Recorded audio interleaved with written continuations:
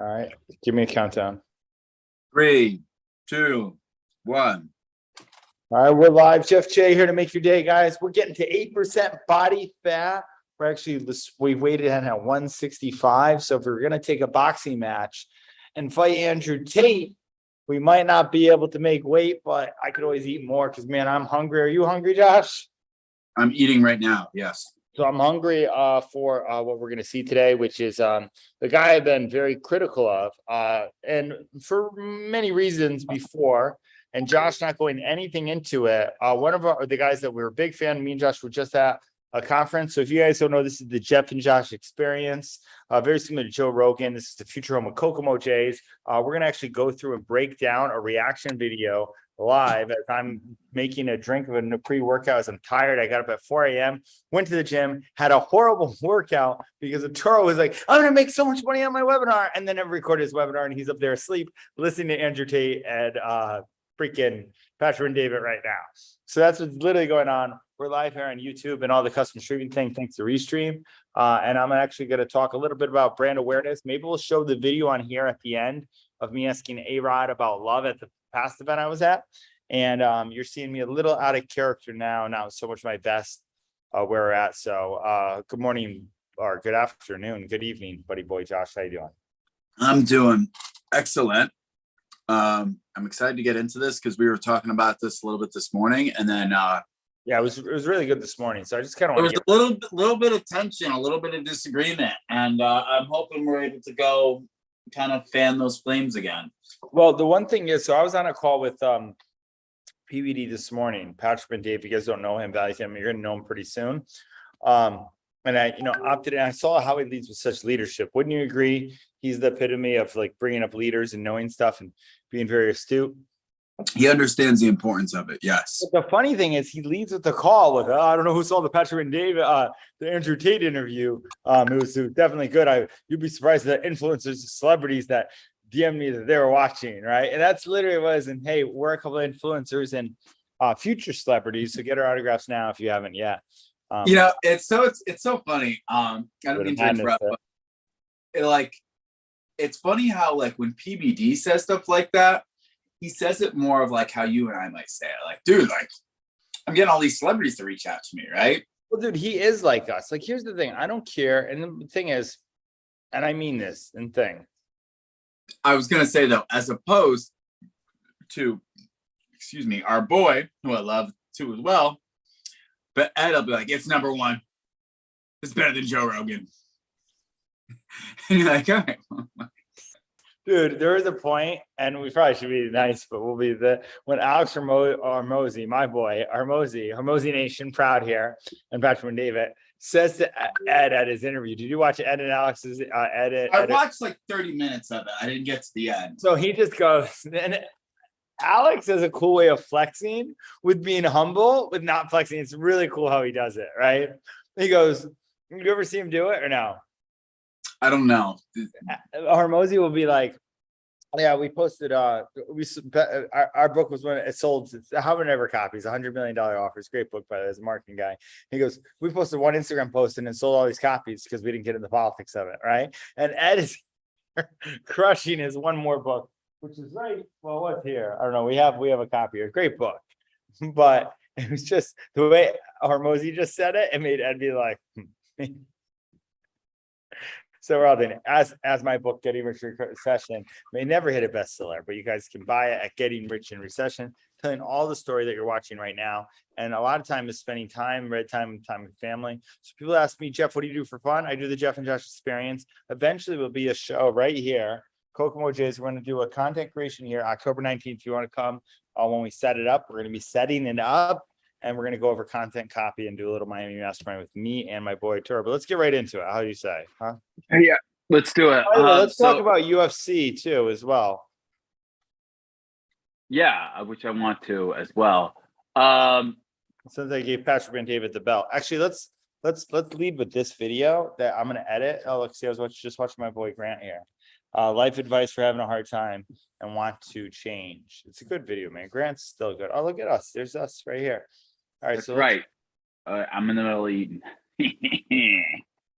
You're what? I said I'm in the middle of eating. All right, so let's go Andrew Tate. Let's see actually what if it Pops up. yeah, if it pops up on here. Here it is. Look at this. Men are weak. Look at this. They have a picture of a chick with so they're great too. They took the video up. This is, by the way, marketing genius how they do it. So we'll go right from the beginning, right? Look, 1.6 million views, dude. No, maybe I will have him on the show. People ask me right then, would you have Andrew? I had all these women come up to me, dude. Like, and I'm single. I know a lot of women talk to me. It's not a shocker, right? I'm not the worst looking guy out there. Dude, that's part of the reason why I don't want to get in shape, dude. I'm having a hard time giving the girls keeping away now. If I get on, all right. So here we go. So I didn't watch this, by the way. So I didn't watch this, but I came on. We'll talk about this. So I am definitely more Jake Paul, Logan Paul camp. Love celebrity influences. I'll admit that I wanted to be an influencer. I kind of am. Shout out to No BS. These guys right here. Me and Juliana Pena, a sponsor of them. How crazy is that? I'm meeting these people for lunch, dude, about a brand ambassador deal. Isn't that crazy? I heard, yeah. It's just thank you for being. By the way, since I've started using this stuff, I have acne coming out. Means my pores were that. So but it's great stuff. Great skincare. I actually feel very fresh. All right. So let's before we get into it. Great shot of a plane, though. By the way, what's it for? And we're not going to do the whole 4 hours. This will probably be an hour, right? This show. Yeah, I mean, I would think so. And or should we do it? Should we pull a Pace Morby? Shout out to my boy Pace if he's watching, dude. He was great at 16 hours. I think it's worth skipping through and finding points that are good. Well, we can even go back to the thing. So the biggest thing, I just actually uploaded on YouTube short, me and Arturo breaking down. Did you see Arturo breaking down Logan Paul? On your Instagram. So here's what I know about Andrew Tate before that. That this is what I knew before. Okay, I saw him. I'll say this too. That he was a guy named Cobra Tate. He was on Instagram. Someone said, "You watch this guy?" I said, "Oh yeah, he just looks like one of those douchebag Instagram guys." That's really what I thought, right? Way back when. And I hate those guys, right? And I maybe hate's a strong word. It's just like, come on, man, how insecure are you to have to be flashing everything? As I flash a penthouse, so I just did a thing about three things to cloud. So I guess I can't really talk, right? But there's just a certain way where, and Grant talked about it just in the video that I was just watching, how he's like, man, Instagram's not about you posing in front of cars and doing all that. So I just thought he was one of those guys. Can I say something real quick? Yeah, please. About that. So one of the most important things that I learned in life is, and I learned this from Tony Robbins, is that everybody does the same thing. They just do it a different way. And what I mean by that is the flex of the Bugatti and all that, and Grant saying the flex, it's the same thing. So Grant I flex saying, because I'm not flexing. Like Gary Vee. correct. Right. Correct. Yeah. It's the same thing. So I might as well get the Bugatti, dude. That's the way I look at it. I was like, dude, like I'd rather get the Lambo, the R8, the S7. All right, I'm getting them the all. Lambo. I want the Lambo. I don't actually think Bugattis look that good, personally. Yeah, I'm not a fan of Bugattis. Have you been? Some people are, right? Yes. Some people are.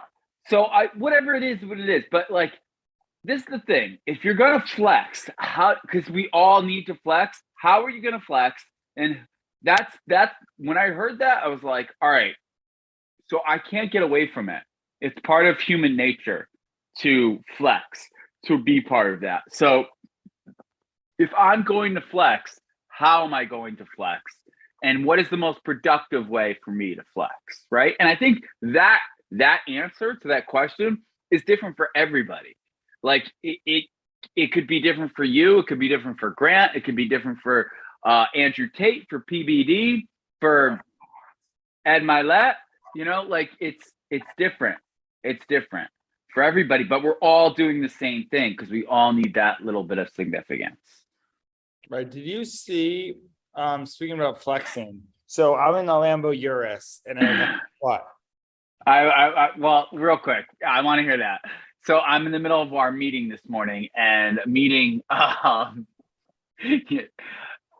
want to be careful how I say this, but I'm in the middle of our meeting this morning and one of the people that I work with, our good friend, We're doing something. He's like, yeah, go to this point in the call. I want to listen to it. And then the point plays and he goes, I'm sorry. Someone texted me and I wasn't paying attention. I just didn't hear that total last minute. And I just rolled right with the punches, right?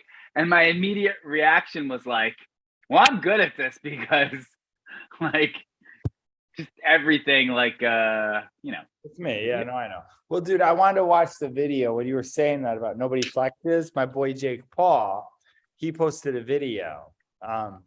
Did you see it? I think I sent it to you. And I'm in a Lambo Urus. Okay, I'm sitting up. What's up, everybody on Instagram? We're live here on everything here. So we're talking to Andrew Tate here. I just wanted to show this. So you guys can watch the full breakdown on that. So really quick, we gotta get in the video because people are like, when are they in it? But Jake Paul basically does a video, and it's exactly what I said to Arturo. Dude, I look freaking skinny, man. It's crazy, dude, in this shirt. But anyway, Jake Paul winds up. That's what happens when you don't eat and you run a lot. Thank you, Alpha Slice and Mo. Go ahead. So Jake Paul, Urus. What are you saying? So I'm in a Lambo Urus. I look at Arturo. We're sitting in it. I say, dude, I'd rather be on the scooter. And he goes, me too, right? And it just put everything in perspective. Right? I think I've told you the story, right? So time out. What do you mean? You're in a Urus. So the SUV Lambo.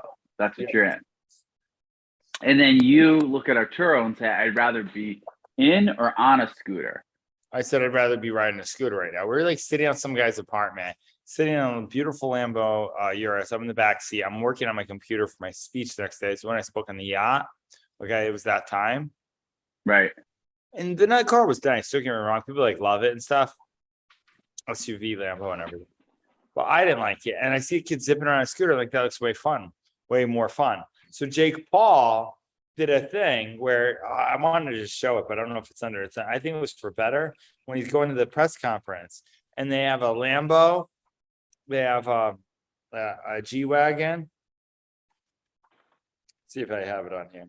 Did you see it? Did I send it to you or no? I don't think so. Anyway, he walks up to him all. Yeah, it's not on here. It was on his story. He walks off. He's like going to the Anderson. By the way, he's fighting Anderson Silva. We can talk about that later.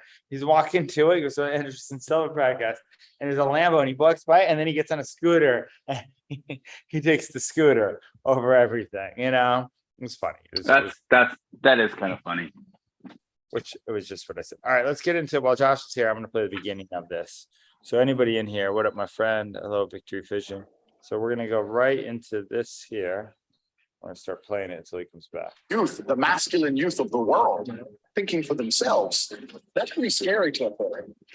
One of the biggest fatal mistakes any man or human being can make. To chop my head off and try and delete me is asinine in and of itself. Well, they really edited this thing pretty good. Here's your piece of paper. Going to cancel again, Logan? You're saying a call like that was made? 100%. The dude's a bitch.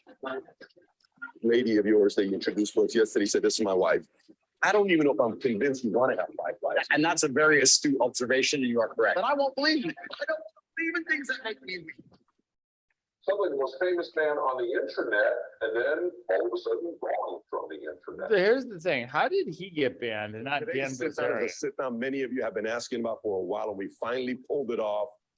There's been no conversations of what we can't talk about. He said nothing's off limits. We're talking everything and anything. However he chooses to answer, obviously it's going to be on him. Today's guest is Andrew Tate. Many will call him possibly the most popular man on social media the last 6 months. Nearly 20 billion views on all social media. The most searched man on social. We were looking at the list. We put up Biden, we put up Trump, we put up Putin, we put up everybody, and he was up there. Some periods he was above everybody else. And recently he got banned in late August. I think the 3rd or 4th week of August, he got banned late August.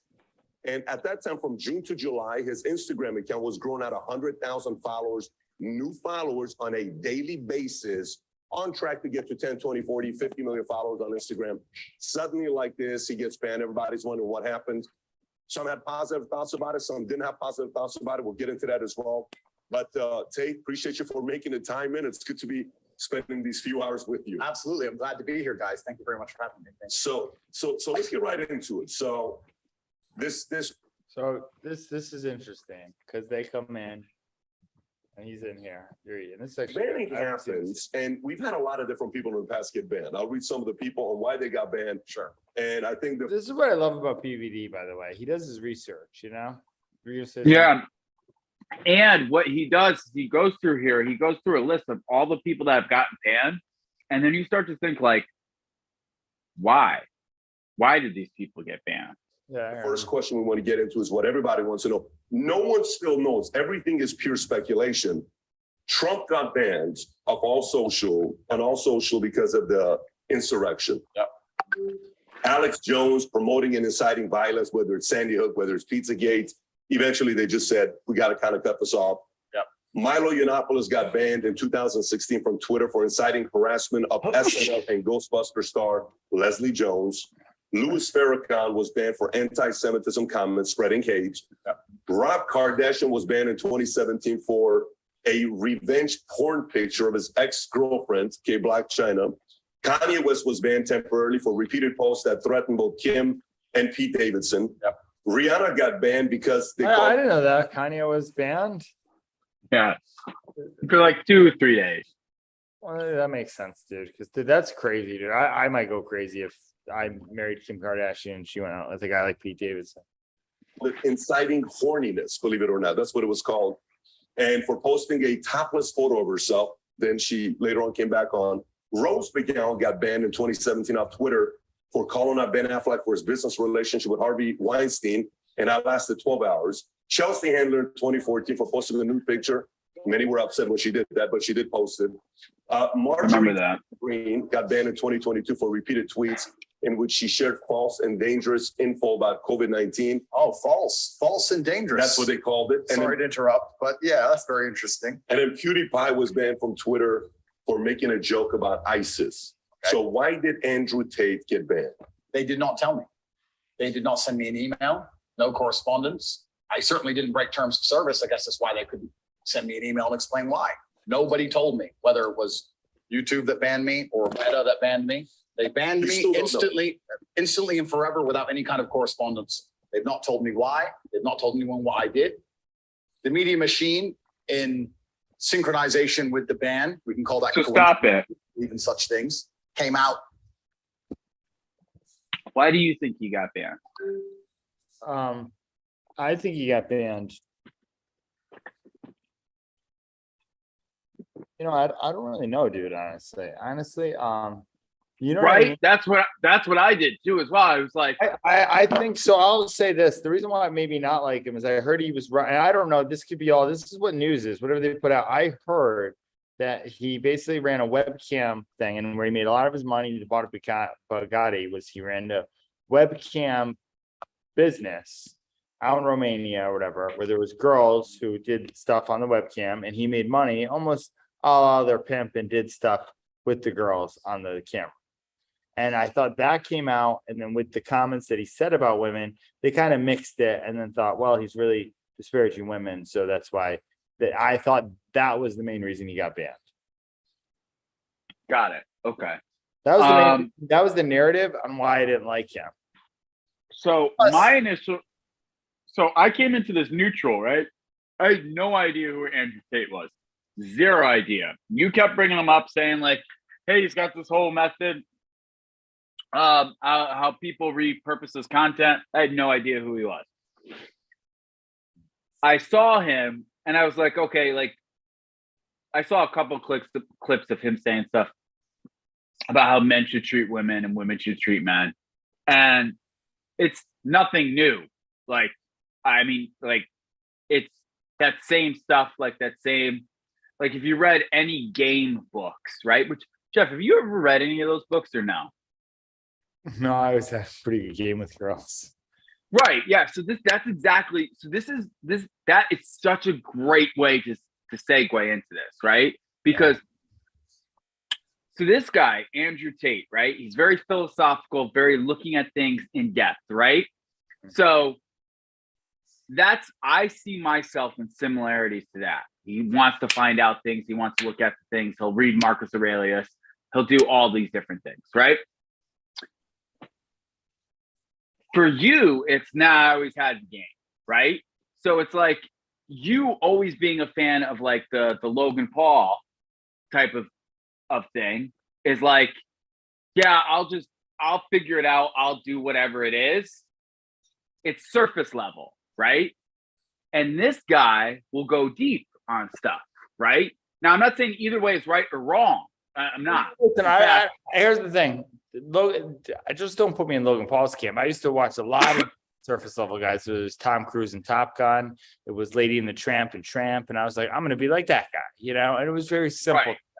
That's what he does. I'll just do it because it makes sense, dude, because I'm more of a matcher. So I see somebody doing something well, and this is what marketing is. I match and I'm like, oh, they're doing it well. I'm going to do that. Right. Right. So the whole reason me saying that is when he was saying stuff, I was like, oh yeah, it's kind of like that player type game-esque stuff of like, yeah, this is how you talk to women. This is how you treat yourself as a man. Right. Right. So I didn't really see anything new about it. And then I heard him saying stuff about COVID and all those things. So when he got canceled, my initial reaction was, couldn't be about any of the shit he said about the crazy shit. Maybe it is. He must have said something that pissed off somebody regarding, and I was like, well, couldn't be the vaccine, because now everybody came out and was like, well, the vaccines really don't work, right? And that's kind of common knowledge now. Right. So I was like, what did he say? He must have said something like Alex Jones, like where it was like they gotta cancel him. By the way, I don't know if you know this, but if you go on Amazon and you search The Great Reset, actually go do that right now. I know we're getting off topic, but so I'm live on TikTok. By the way, TikTok, you get so many viewers. I have a lot of women on my TikTok because of how my TikTok is set up. So women love to talk about Andrew Tate. By the way, my girl Jackie loves Andrew Tate. She stands up for him. You know, Jackie, the girl said, I was in Elena Cardone's interview. So go on Amazon. Yeah, Amazon. And just type in The Great Reset. Well, it's almost Thursday already. Wow. I can hear Andrew Tate upstairs. Okay, Alex Jones. Yeah. Okay, so click. I mean, you don't have to click on it. But, okay, so this is a book that's been selling like crazy, right? But you don't know about it, and I don't know about it, right? So Alex Jones, who's literally just got demonized in the media about everything that happened with Sandy Hook, and I'm not saying that he shouldn't have been demonized for it because he made a mistake, but he wrote a book and nobody knows about it, right? So it's because it's being censored, right? He sold, I guess, so many copies that it should be on the New York Times bestsellers list, but they're censoring it all, right? He can't be on anything. So my initial reaction. How do you know about it? This shit pops up on my radar. I think it's just because everything that I follow and everything that I watch, it just pops up like, yeah. So with that said, that's the reason why, like the whole Great Reset, totalitarianism, all this stuff made me think he must have said something to piss somebody off. Because my general consensus is this: the powers that be are not morally correct, right? The Metas, the Instagrams, the LinkedIns, the all whatever it is. I'm gonna sound like Eddie Bravo here. Do you really think they give a shit like on how a certain other human being is treated? They only care about how they look, how they're being perceived, and what narrative's getting out that they cannot or can control. So for me, I was like, was it really anything about women, or was it something that he said that pissed somebody off, such as like the Great Reset or whatever it is? But yeah, that's it. That's. So how much have you watched this interview already? If I go into my YouTube, We'll I'll tell you. find out. All right, you do that. We'll continue. We'll skip around a little bit. We're gonna go through kind of some With- highlights. Some kind of bullshit explanation that I'm misogynistic or some garbage. But the actual social media companies themselves provided no explanation at all, no So correspondence dude, after at you all. making me think that, I think maybe we're gonna get canceled about talking about it, but it's probably is the Great Reset. Like I do believe I believe if you go Google Agenda 2030, okay, the 45 United Nations signed up for a one world currency, which is whether it's Bitcoin or whatever it is, and eradicate poverty and a lot of other stuff. So we're kind of on path. What is it? It's only 2022.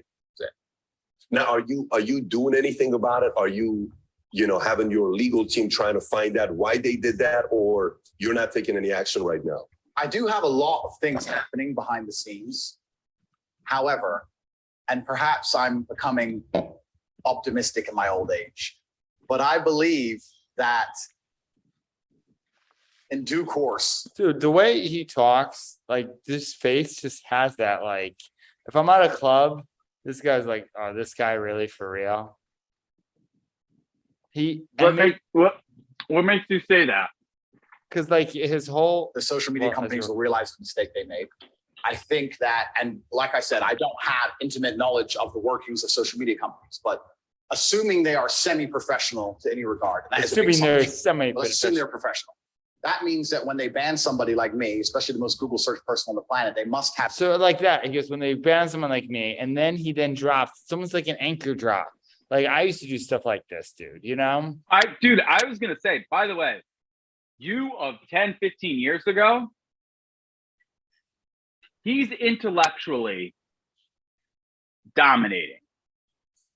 That's what he chooses to do. The way he just worded that is correct. It's intellectually dominating, right?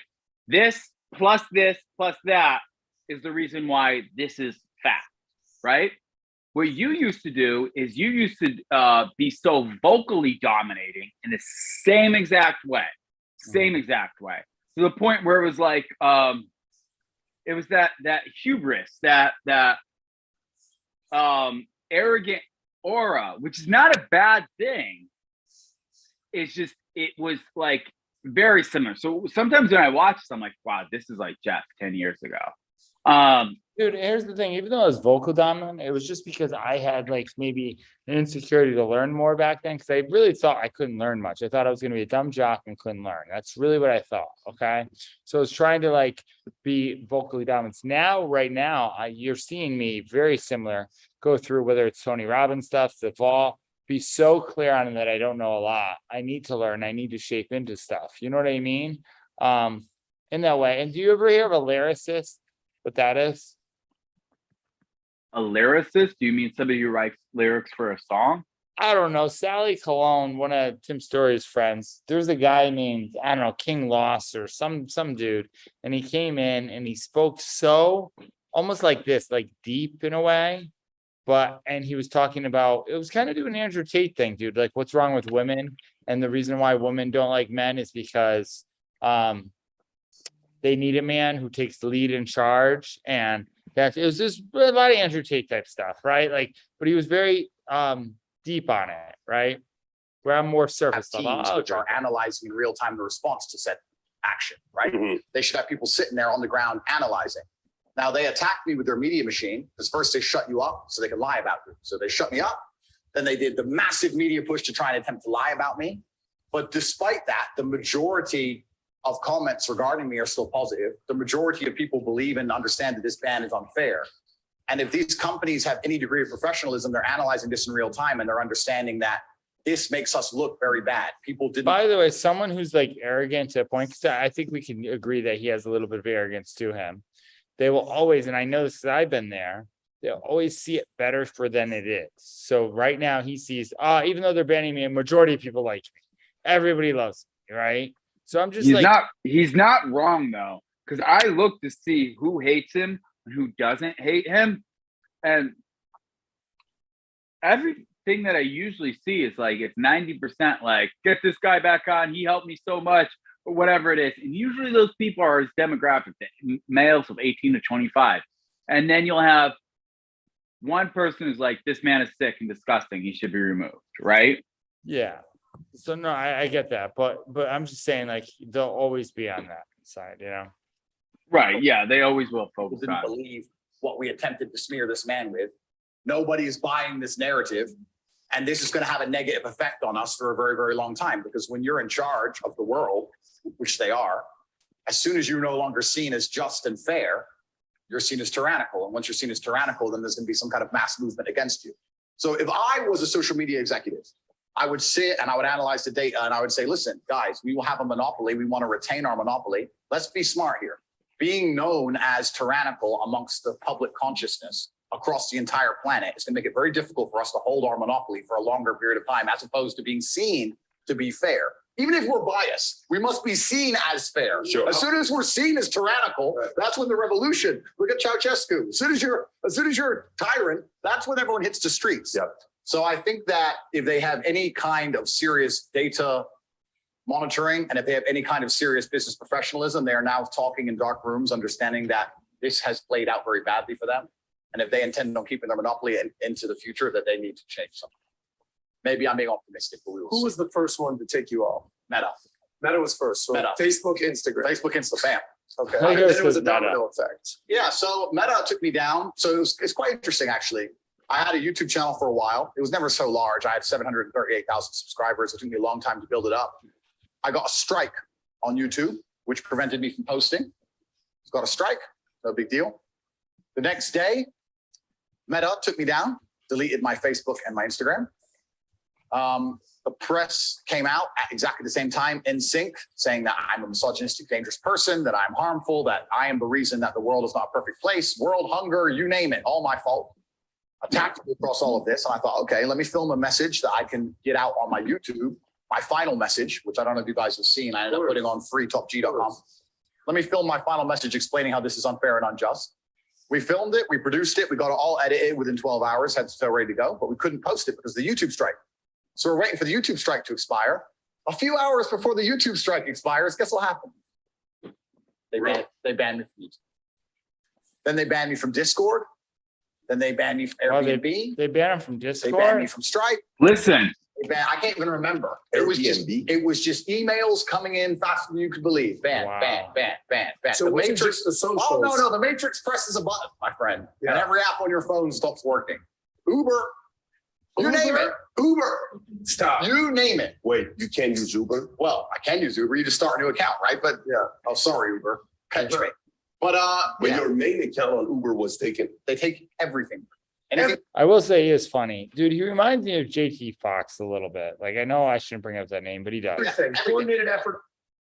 so the way he explains this is very interesting.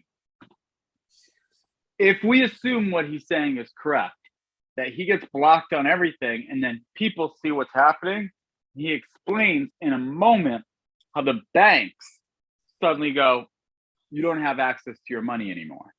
That's happening to dad right now. That's the biggest thing. I can't pay dad. Dad can't give me money for everything, you know? So is that right?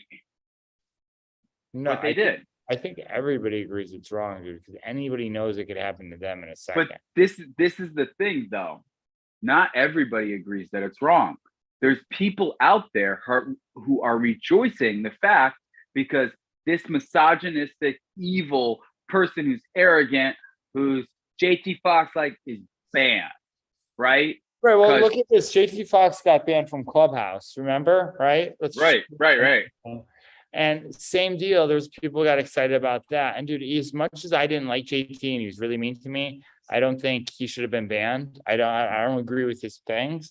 Like, here's the thing. I'm all about freedom of speech and freedom. That's what makes this country great. And you're just violating freedom. And what's going on right now, what we're seeing with everything, with capitalism, everything, and freedom, everything, is if someone isn't built a narrative, if someone doesn't have a certain way, you can get canceled, you know, which is really dangerous because, listen, I understand hate speech and everything, but when we have videos like Montana of 300, where people are getting out and that's still on YouTube, and we're just taking people down because we just don't like that they're messing up a narrative. Like, and this was happening, not just Andrew Tate, dude. This has been happening with COVID.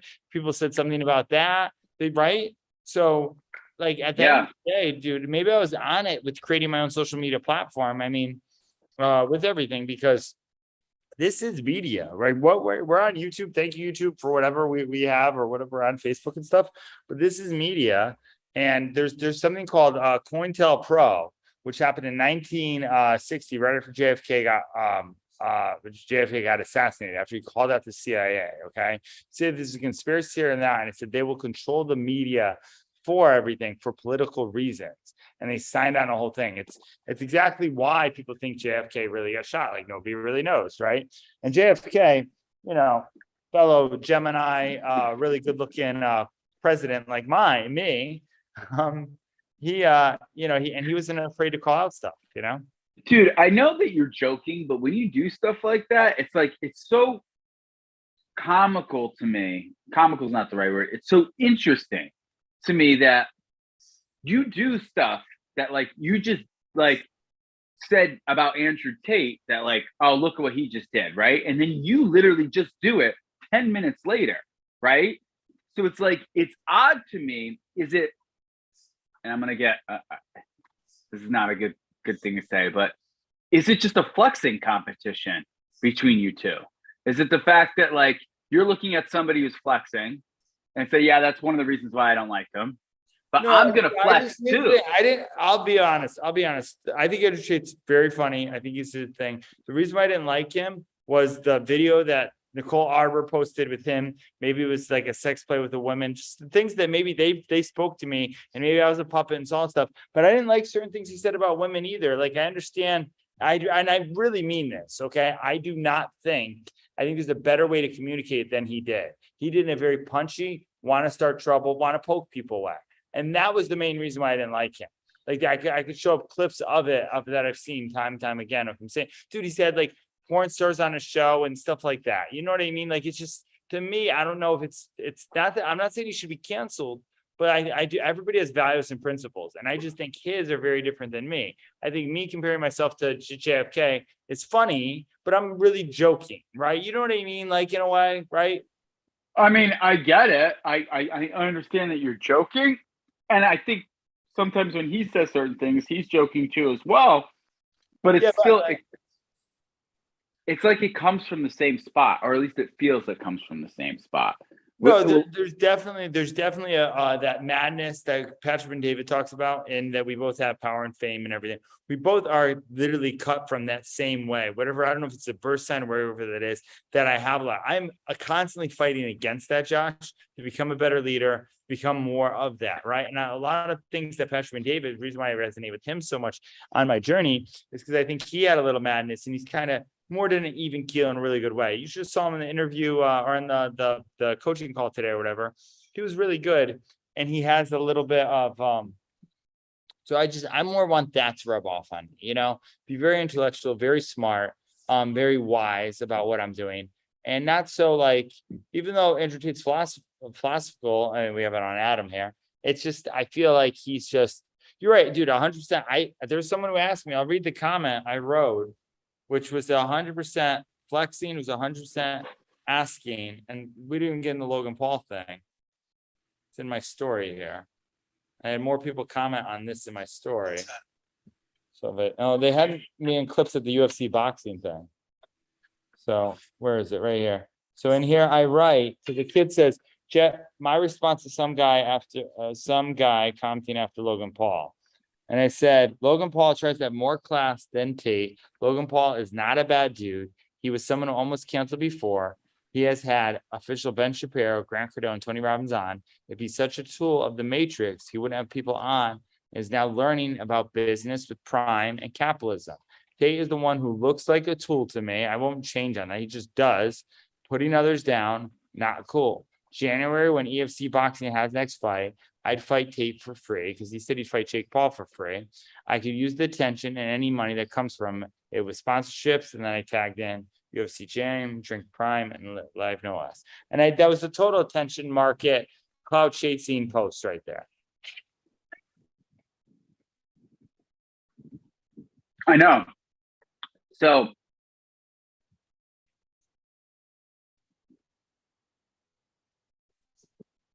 and we got to watch more of this, but like the things that you said in that were mean. I just said he looked like a tool. To me, Yeah, he that's- looks like a tool. That's mean. You're right. I guess you're right. That's true. I know. So, but here's the thing: you're okay. This is the thing. It's okay to say that. I'm not saying that it's not okay to say that. It's okay to be if you have that thought and belief in it. It just to me, it seems like, yeah, he tears other people down, but that's cool because I think he looks like a tool. I'm not gonna back away from that because he's a tool and he looks like a tool to me. Dude, Like, well, but he's the one who called Logan Paul a tool. So it was more me just putting the words like, dude, relax who you're calling a tool, man. You know what I mean? I get what you're saying, but this isn't about him. This isn't about Logan Paul. I'm saying this is about you, like how you're responding to this. Right. And see what I'm someone saying? asked me for my response, and that's how I responded on it. And that was literally the honest way that I do. I've always said that. Part of the reason when someone showed me him, I thought this guy looks like a tool. That was the main thing I thought. And I really thought I could see why that guy's popular when it's lighting it. I could see why that guy's popular on Instagram. He's a total Instagram guy who'd get popular. You know, dude, I've watched the Sam Jacobs and all these guys, you know? I understand. Trust me. Continue. It's fine. Once every single one of them just goes, no, delete, and they come at you and they come at you with everything. And Stripe, Banks, payment processor. and banks, UK-based banks as well. High Street, banks, I can't believe there was I can 4 name hours. with this guy. Santander, HSBC, Barclays, et cetera, all at the same Massive time. banks. Oh, no, sorry, to change, we've decided because blah, blah, some bullshit, some letter, close your accounts. So they take all your banking, they take your payment processing, they take all your social media presence, they take your Discord. Now I'll say this part's scary. You know what I mean? Because if this really happens, they could do this. They could do this to me and you tomorrow. They don't. Here's the thing, Jeff. As far as we know, and we could be wrong, this guy could come out and he could be a mass murderer. He is nothing. He's not done anything legally incorrect, Right. No, I agree. and they shut down his whole entire world, right? morally Because you look like a tool. Fuck you. Like, that's fucking scary, right? Because somebody could look at me and go, I don't think it's, listen, I never said he should be shut down or anything. I think that's all wrong. I've always said that. Okay. no, and I get that. I'm just saying, like, this guy, like, it's weird. It's weird where we're at, Yeah, I think right now. so. Here's the thing. I personally would say, I think we're all puppets in a show. I think literally Andrew Tate. Okay, Andrew Tate literally is the perfect controversial, just like Trump, controversial character where he rallies a bunch of people who really like him, and if we cut him off, it's strictly trying to create a civil war. I really do think that's happening because, like, at the end of the day, Andrew Tate. I've seen a bunch of people like Andrew Tate who said stuff on the thing, right? Maybe not to the thing of that. And it's because some of it's kind of funny, and I can think even women would be offended, but like, oh my God, that's kind of funny, right? If you had a better report, they'd say it. He comes off in his own little kind of very strong mannered way about saying it, where it's maybe not like it's not well received, but there's really nothing legally wrong. Can I ask something? Yeah. If you had to think about how many hours of content you have consumed from Grant Cardone, how much do you think it would be? I mean, hours since I first found him like 6 years ago. Dude, I don't even know, man. It would be countless, man. It's been a lot, like endless. Endless. Would you say over 100 hours? Sure. I mean, I don't even know, man. I haven't tracked hours really, but yeah, over 100 hours. Yeah, it's safe to say. I would agree. And for same thing with me too as well. How many hours do you think you've consumed of Andrew Tate's content? It all came in a wave. So I saw him of three things. There was like a wave where I went on the algorithm. That's all I see. If I go on my YouTube, I probably still will see him right now on YouTube Shorts, like, which is actually ingenious by him. That even they cancel them. Watch if I go to YouTube Shorts. Do you think it's over 10 hours? Your goal. Do you think it's over 10 hours, or do you think it's under 10 hours? Yeah, probably. It might be close to 10 hours. I don't know. I was looking at screen time after Bobby Casher was saying get off your phone. I looked at my screen time at the event. The reason why I'm bringing all this up is this. What we've seen from somebody, if we get snippets of people, much like people get snippets of Alex Jones, or people get snippets of Don Lemon or Tucker Carlson, right? Okay, watch this one right here. Have you ever seen a Chinese person working for someone who wasn't Chinese? Bro, now that I think about it, I have never seen a pregnant Chinese lady. What the fuck? I haven't.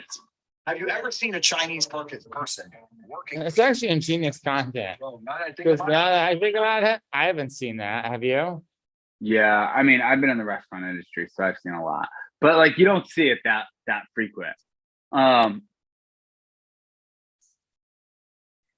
Dude, it's literally ingenious content like hooks because it gets people thinking, you know?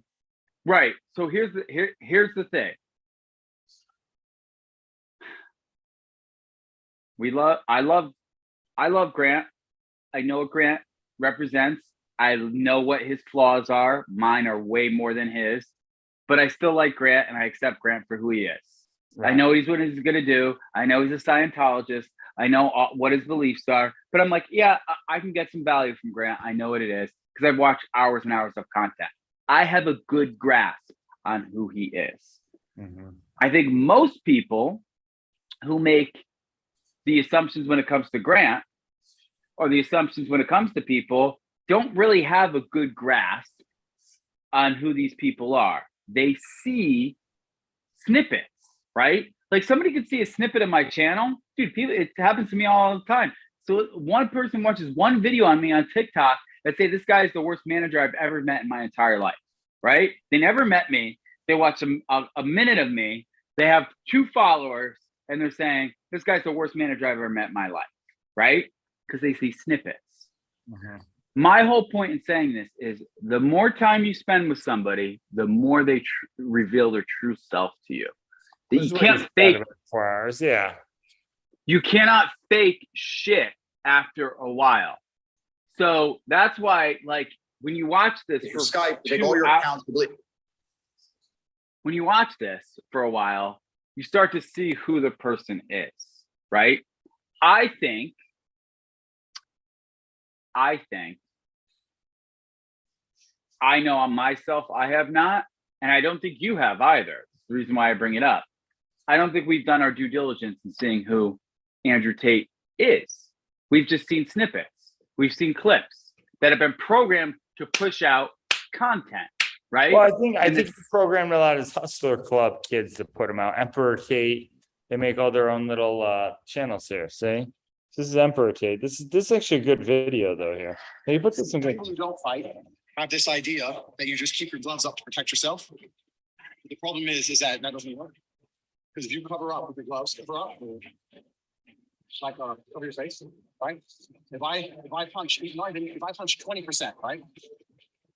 I'm actually going just like your face will be a mess. So the idea that you just cover up doesn't work because if I'm landing knuckle, I'll break all the bones in your hand. Your glove will go into your own head. You can't just statically state it. People who don't fight. I'll be honest. That's exactly 100% right. I was in a fight, put my hands up, and got rocked on the first few punches by that kid. And yeah, dude, I didn't think I was gonna last the whole fight. You know what I mean? So let's continue this. I know. By the way, Jose backed out, dude. They actually put me on the flyer to fight again. I saw that. Yeah. I'm crazy enough to do it. Mike Ashabi. I don't know if you know Mike Ashabi. You say his name. He has about as much fighting experience as me. He's having Tony Robbins and Patrick Ben-David at his account. He wrote checks for both those guys. He sent me pictures at the Hard Rock. So that's going to be a good conference. He's putting them on. He's booked them. He sent them money. I actually got a connection with Kent, so it can happen. Anyway. They communicate with people, and then they lie about you in the press. And they leave you there. They leave you there to suffer. They attempt to harm you can understand the social component. All right, these guys are probably all working in unison. Yeah. But when you hear payment processors, banks, apps like Uber, how are you processing that? No, I mean, that's why he has to do something about it because, for me, there's plenty of great lawyers. Did you hear about what happened with Alex Brenison lately? Alex Berenson? Alex. Berenson. By the way, what's his name started the call today? Patrick Ben-David. Hey guys, you read what's in the news? And I thought, oh my God, I didn't read the Wall Street Journal today. And I've been looking at it, right? Because he says it. And then he started talking about how grocery and inflation is up the most it is. And then he talked about, and he went over the news. And I was like, wow, this is such a good call. I've never seen anybody talk about like the future of the news, you know? Dude, yeah, I know it's crazy. I don't even want to get into it. So shit, what was he gonna say? What was he saying there? I wanted to say something about it. Oh, Alex Berenson. Do you know who that is? No, who is that? Okay, so he worked for the New York Times. New York Times, right? They're a very liberal newspaper. During COVID, he got fired. Right before COVID or during COVID, he got fired because he came out saying, whoa, where's this virus coming from? We need to research this, right? So he fired, they fired him, right? Then he went on Twitter, and when the vaccine started coming out, he was speaking like, this is what's going on with the vaccines, right? They kicked him off. Right? So what Alex did is he went, brought all his factual documents and brought it to Twitter and said, reinstate me or I'm going to sue you. And they reinstated him, right? Guess who the next person he's going to go sue? Oh, Joe Biden. no way, really? Yes, correct. So like, this is what I mean. There's like other shit that's going on that they're trying to silence people. And these people are actually like being smart about it. This guy, Alex Berenson, he was just on Joe Rogan, right? He took his time. He stuck to, dude, it was hard, right? These people were coming after you saying, if you say anything bad about the vaccine, we will cancel you, we will cut you down, whatever it was. And he stuck to his guns. He stuck to his guns until it came out that everything that he was saying, yeah, it was true, right? So then that's when he went to Twitter and said, I'm going to come after you guys. Here's all my factual data if you guys don't reinstate me. And then he said on Joe Rogan, the next person I'm going after is Joe Biden. So, because Joe Biden, see, this is the insane thing. Joe Biden, President of the United States, said in a whatever one of those rooms are, like wherever they say it is, they said, have you done anything about that? They said to Twitter and other social media companies, have you done anything about the Alex Berenson situation? He's causing doubt. You need to get rid of him. So the president said, have you done anything about this guy to the social media companies? And the social media companies removed him, right? So he found out about that and went, oh my God, they said this? I'm going out after them because they're trying to destroy my livelihood for telling the truth, right? That's what Biden administration goes dark after bombshell report. Defense Department of Education diverting chief Twitter had her Twitter on private and her LinkedIn taken down amid Fox News digital probe into anti-white posts. Save for later. Dude, know what's so crazy, dude? We're like, are we in America? We geographically, yes. This is why, like, I know, like, everybody thinks I'm joking about when I say I'm going to run for president, but I see what's going on. I don't even know if I have a shot to win now. You know what I mean? Like, Mike Wheeler, I was on with him last night, but the reason why I said it was twofold. One, definitely marketing. Okay. I was watching Ed Milet talk about it, Grant talk about it, all these guys, but not do about it. And I was like, well, let me see if I could really do it. I have certain VCs in a private equity fund that want me to meet up with in Miami here. I have Kurt Walker, VC, shout out to Kurt in Colombia, say, Jeff, send me your exit strategy, your consulting firm, how much money you need, and say that you want to become president of the United States. And I think I have some powerful people who can back it. So it's funny when you start putting stuff out there, it happens. And just really the reason why is I love this country. I love freedom. I won't have the next Kokomo Jays. And I really do mean this. I've said all the time, I want to make an impact in this world like Martin Luther King Jr. did. And yes, some of it could be power and fame and ego, and I want to be the savior and all that stuff too. But some of it is just, can I just sit back? Like, what's the most thing I can do to make the most difference as I see the world crumbling down around me?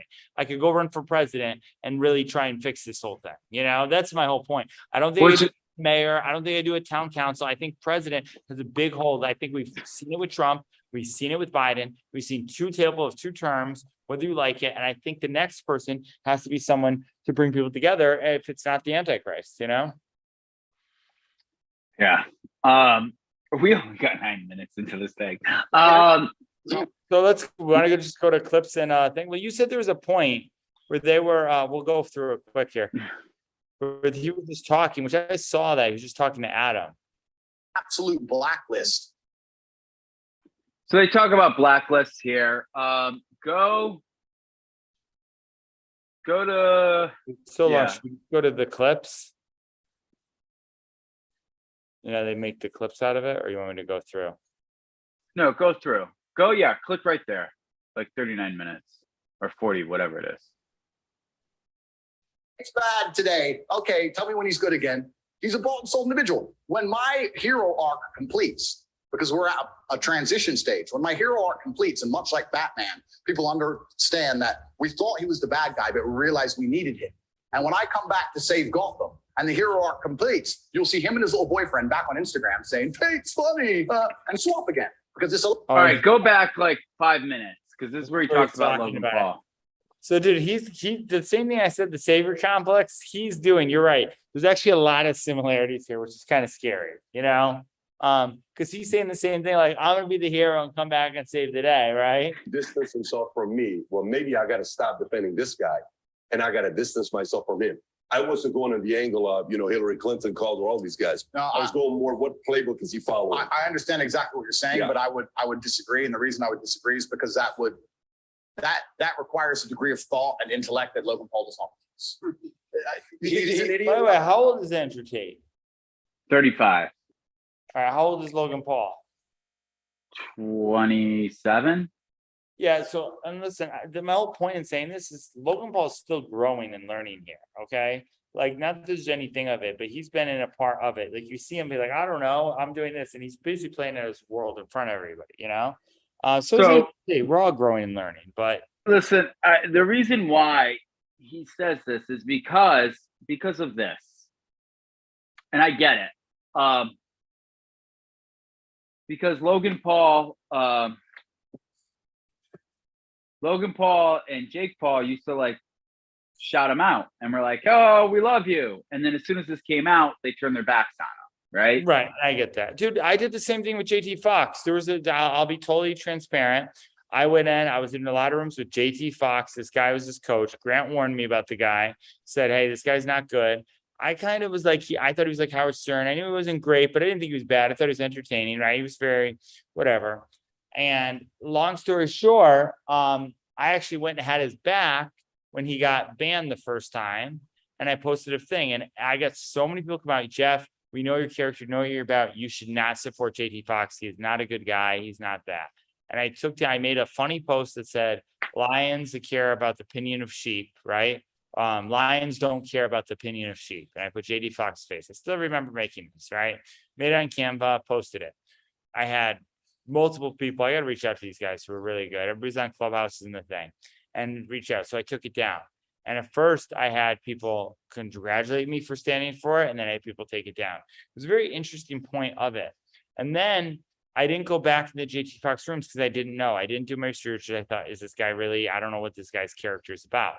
Brad Hager, our guy, did go into it, and that's what made me go back into the rooms. But then JT Fox knew I took it down, and he was very similar to Andrew Tate of, oh, is this guy Jeff the Entrepreneur with me or is he with not? And then he put me in a point of choose between me or your boy Grant, right? And he just kept doing it and kept harping on it. Now he's like obsessed with tearing down Grant Cardone, and it's really, it's horrible to where he's at. But actually, I'll say this: Andrew Tate is more mature, and I shouldn't probably put him in the same thing than JT in certain ways. And I don't mean that in any way. I just think there's a different way about it, you know? Yeah. So do you want to talk? Because I feel like we already went over He's this. not thinking that far ahead. He's literally, someone has told him, say this, and he says it. It doesn't matter. It's not just me. There's been loads of examples. I wonder if Patrick Davis thinking, man, this is gonna be great ratings. Cut this part up later. I I think he's just curious about having a conversation. where we went Yeah, through all play the this for a few minutes. something came up, some controversial subject that people were discussing, is this good for the public consciousness? The answer was always basically no. Is this necessary for children to be consumed? The answer was always basically no. But it was purported by the Hollywood elites, and Logan was always the number one person sticking up for it. He is bought and sold by somebody, whether his management team, whoever they are, they think it's good for him to act this particular way. He does not think for himself. He says what he is told to say. But isn't that Hollywood in general? Completely. Right? The I mean, Matrix. Exactly. The Matrix. So we agree. The Matrix. The agents of the Matrix. Some minds are not ready to be freed. And those who are not ready to be freed are going to sit there and they're going to defend the system. What does Morpheus say himself? He's sitting there defending the system. Logan Paul is going to sit and pretend that the world is going to be a better place if you remove all opposing ideas. And he's going to sit there and say that because he's a moron. Anyone with a brain understands that if you care about your children and your children's children, they need to live in a world full of healthy competition, exactly as you said. As soon as you remove all opposing viewpoints or all competition, you end in tyranny. And anyone with a brain will sit and say, if he had any kind of character, he'd say, I completely do not agree with what Tate says. However, deplatforming is wrong because of X. He doesn't have to talk about me or what I. So that Jake Paul did say that. He Yeah. says- He can sit there and say, no, deplatforming is wrong because we need to have opposing viewpoints, opposing ideals. Idea A, idea B, the truth is perhaps in the middle. He has no intellect. You He has can no disagree intelligence. with somebody. He can't do that. He's not smart enough. Yeah. Tate's bad today. Okay, tell me when he's good again. He's a bought and sold individual. When my hero arc completes, because we're at a transition stage, when my hero arc completes, and much like Batman, people let's under- just comment on Patrick and David's Fisher person right here. okay, tell me when he's good again. He's a bought and sold individual. That's a little He's thinking, all right, I got to get this back on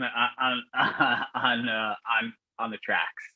Yeah. When my hero arc completes, because we're at a transition stage, when my hero arc completes, and much like Batman, people understand that we thought he was the bad guy, but we realized we needed him. And when I come back to save Gotham and the hero arc completes, you'll see him and his little boyfriend back on Instagram saying, Tate's funny, and swap again, because it's allowed. That's all he is. He's That's a your mouthpiece. prediction for him. Not prediction, is absolute matter of fact. Especially, it also couples in with the fact that he's extremely jealous of my brother and I's success, because my brother and I's success is not based on the same successes that he enjoyed. His success is based on being a clown. That's why he has viewers. He puts on a Pokemon suit and he jumps around like a clown. He doesn't sit there and give ideas or say things that make people think to the point where they genuinely resonate with your mindset. Yeah, listen, I'll push back on that a little bit, because if you listen to some of Logan Paul's stuff when he's done, he does bring people on because he does push back on stuff, and 100% because he doesn't know what he knows right now. He's still learning. He's like, oh, I don't know. If you watch the whole interview with him and Ben Shapiro, you see him learning stuff. You see, watch Tony Robbins, like, oh my God, I didn't know this. Even Grant was more kind of, I love Grant, but he's kind of asking their stuff, right? But anyway, my whole point in saying that is I've watched a lot of the Logan Paul interviews with that. Listen, this is part of the reason why I became more of a fan of Jake, because Logan is a little, exactly what he's not wrong. Okay. But I don't think that's bad though. I think Logan's learning. Okay. And I think he's admitted that. Oh, I don't know. Right. And I think there's a lot of Hollywood and stuff where Jake could get canceled next to. Jake says whatever he wants to. Nobody tells him that. He stands where he says. He actually said exactly kind of what I believe. He said, I don't agree with everything Tate says, everything, but there's no way he should have got banned, right? And he won't say it. Here's the thing. Jake probably won't say it about Trump, but he probably agrees the same thing about Trump. And I bet you Logan Paul does too. And maybe they just can't say it. I'll say it though. Trump should never got canceled. I'll say I voted for Trump twice. Okay. I'll say I don't understand that everything Trump did in America. Okay. For everything. I think they're doing everything to get rid of him on not even just social media, but the whole thing. I think they're really worried because Trump is exactly like Tate, dude. He says whatever he wants. He's all that. He's challenging status quo, and so they got to get rid of him. I'm surprised Trump is really still intact and still in position to run. And still doing rallies and people are showing up. Yeah, hit play. He's not intelligent enough for that. He's a performing clown as opposed to a philosopher. So they're different opposite things. And he knows that. And it upsets him. He can't sit in front of a camera by himself and say words that are going to inspire the crowds of any city in the world to shout your name. If I were to walk through Madrid right now, there would be young people shouting my name. Top G, Top G. That's because of what I say. He puts on a Pokemon suit and does a dance. He's an entertainer. He's not a thinker. Did we not different just things. have that conversation yesterday? They're different Like things. right. And this is sort of to your Right, there are different things. I'll say that. And listen, dude, I think part of the reason why I like speaking and inspiring is because you get more people who rally around you, right? And Tate has done that in his own way. Okay, he definitely has.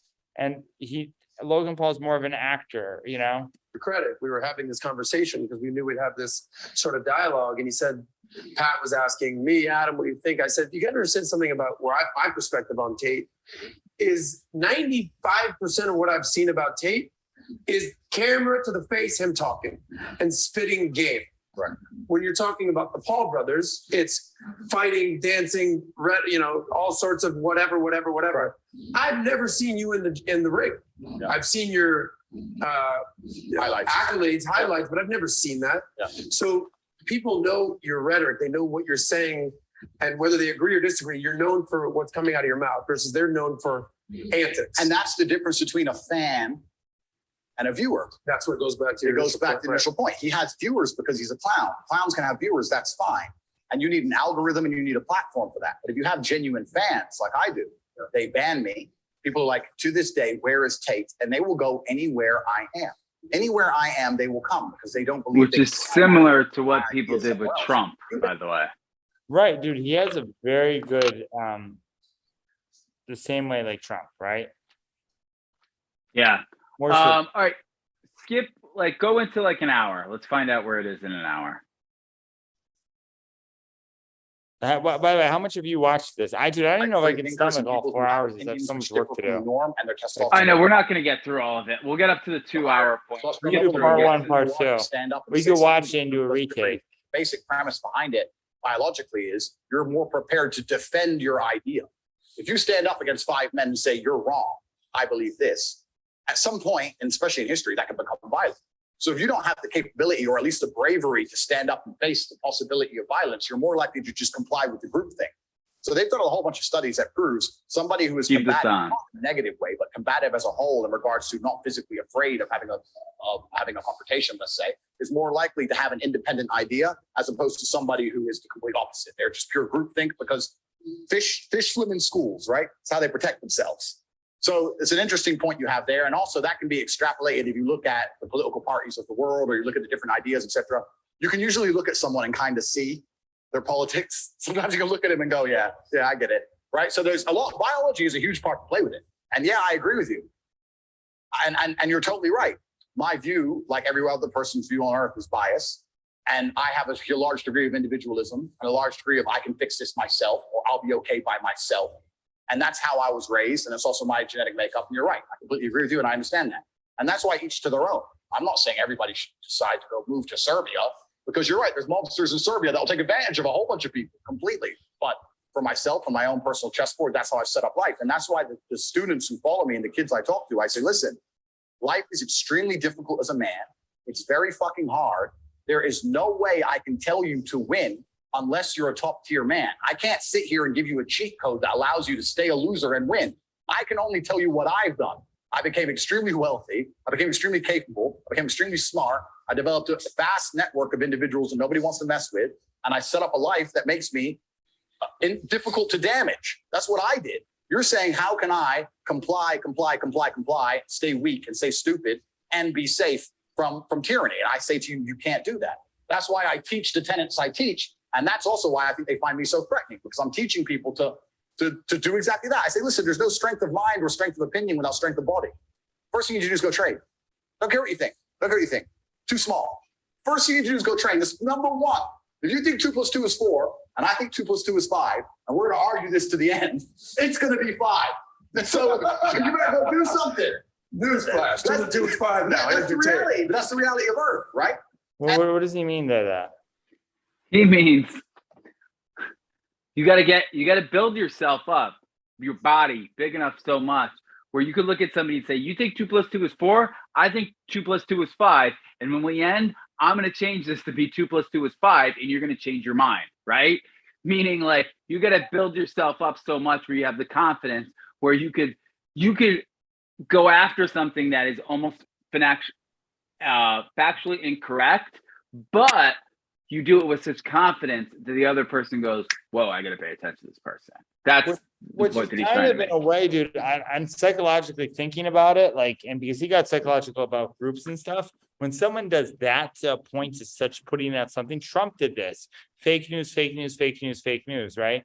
Put out so much. Hillary said at first, he put it out larger. Now everybody was like, the news is all fake, right? Because he put out so much. And listen, there's a lot of news nobody agrees with, but my whole point is he did that in that point, right? So there is a point of that if you build up the stuff and you're loud about it, right? Right, 100%. Go to like an hour and a half. See what we got there in an hour and a half. There's a point at like 2 hours I want to watch with you, but Yeah. You're being too tough on him. You don't know what he's going through. He's just a kid. Yeah. He's 12 years old. Why are you being so tough on him? And you, the father, I'm trying to turn him into a man. He needs to be a man. You realize how tough the world is. But babe, he's just a kid, babe. Leave him alone. You don't know what happened with him last week. So then you, as the father, goes to sleep. I love Patrick, by the And way. you tell her you didn't hear anything she said, but you're sitting there saying, maybe she's got a point. Maybe she's got a point. And in the morning, you go to the kid and say, hey, no matter how much shit I talk and I challenge you, guess what? I love you. I believe in you. I think you're going to do something special with your life, but I want to see you be a leader, right? So the problem with the market is they only want to give mommy's message without daddy's message. This is why I believe this message blew up, because the market needs this as well. Because so what happens when I listen to Andrew's message, you'll say something. You know what? Like we met a lady of yours that you introduced to us yesterday. Said, this is my wife. Yeah. And we met her, right? And you said, I'm not in a phase where I want to have thousands. If I wanted to, I could every night, I could have a different girl, blah, blah, blah, blah. All that stuff you say. We say, for me, it's only 5. Okay. 5's the magic number. Yeah, and you say 5's the number. Okay. So you say that. And is it satire? Is it real? Is it straight up? Are you just saying it because you still want to poke a little bit? You still don't want to lose the ability to poke? Yeah. Or is it, that's really what I do want to do? Yeah. You know, I do want to kind of have 5 wives, because there's a leak in that argument as well. If you take that angle of saying, I want to have 5 wives, 5 wives. No, completely. And that's a good point. And that's an interesting one as well, because I had a conversation with one thing I will say this, and this is why I want to watch the interview, is because Patrick David, as solidly, is smarter than Andrew Tate. Would you agree? So he knows how to come into a point he understands the dynamic of Andrew Tate, and he knows how to play with him and also ask a challenging question to him without trying to threaten him. Because if he threatens him, he's not going to be able to get him it's going to be a man. If you threaten Andrew Tate, just like if you threaten JT Fox or any of these guys or Trump, these guys can be bullies, okay? 100% all of them, and they'll attack you, and they'll do a very good job at it. Do you agree? Right, because all it is just, it's puffing up, right? That person's puffing up, this person's puffing. You don't get anywhere, right? That's what both people are doing. Doesn't care who's right and who's wrong. The best way to get through somebody like any of these guys is, and this is why he became a boxer, is get in the ring and fight him. That's why I also think he's calling out Logan Paul, because Logan Paul's the easier fight than Jake, you know? Well, I don't think that. I think. Who do you think would be a bet if they did fight? Let's say they did fight. There's Andrew Tate. Did you see the Jake Paul promo when he's on the phone with his dad? And his dad goes, he was really funny. He goes, oh, that Tate guy, his dad said that. And he goes, no, Anderson Silva. We should even talk about that. And his dad, no way. Well, who do you think wins the Jake Paul Anderson Silva fight? On paper, Silva should win, but he's old, dude, you know, and Jake Paul is young. But I think just factually on paper, Andrew Tate would win against Logan Paul and Jake Paul easily. Yeah, Logan Paul probably. Jake Paul, I don't think easily. And I think personally, Josh, this could be headstrong. And I know I just got my ass beat in there. I think I could beat Andrew Tate in a fight. I 100% believe that. And that's how I believed when I played football. Got it. And it doesn't matter if I believe it. It only matters if you believe it. That's why I preface this. How did I preface this? What? On paper, right? On paper. Because you're absolutely right. And that's one of the reasons why people love watching this is anybody has a puncher's chance. Anybody. I don't care if somebody's won 100 fights versus somebody who's not even won 1 fight. That 0 person who's never, they do have a puncher's chance, right? Anybody has a puncher's chance. Anybody does. On paper, Andrew Tate should easily beat Jake Paul and easily beat Logan Paul, right? Well, so this is like on paper, Floyd Mayweather should easily beat Logan Paul, right? And he did.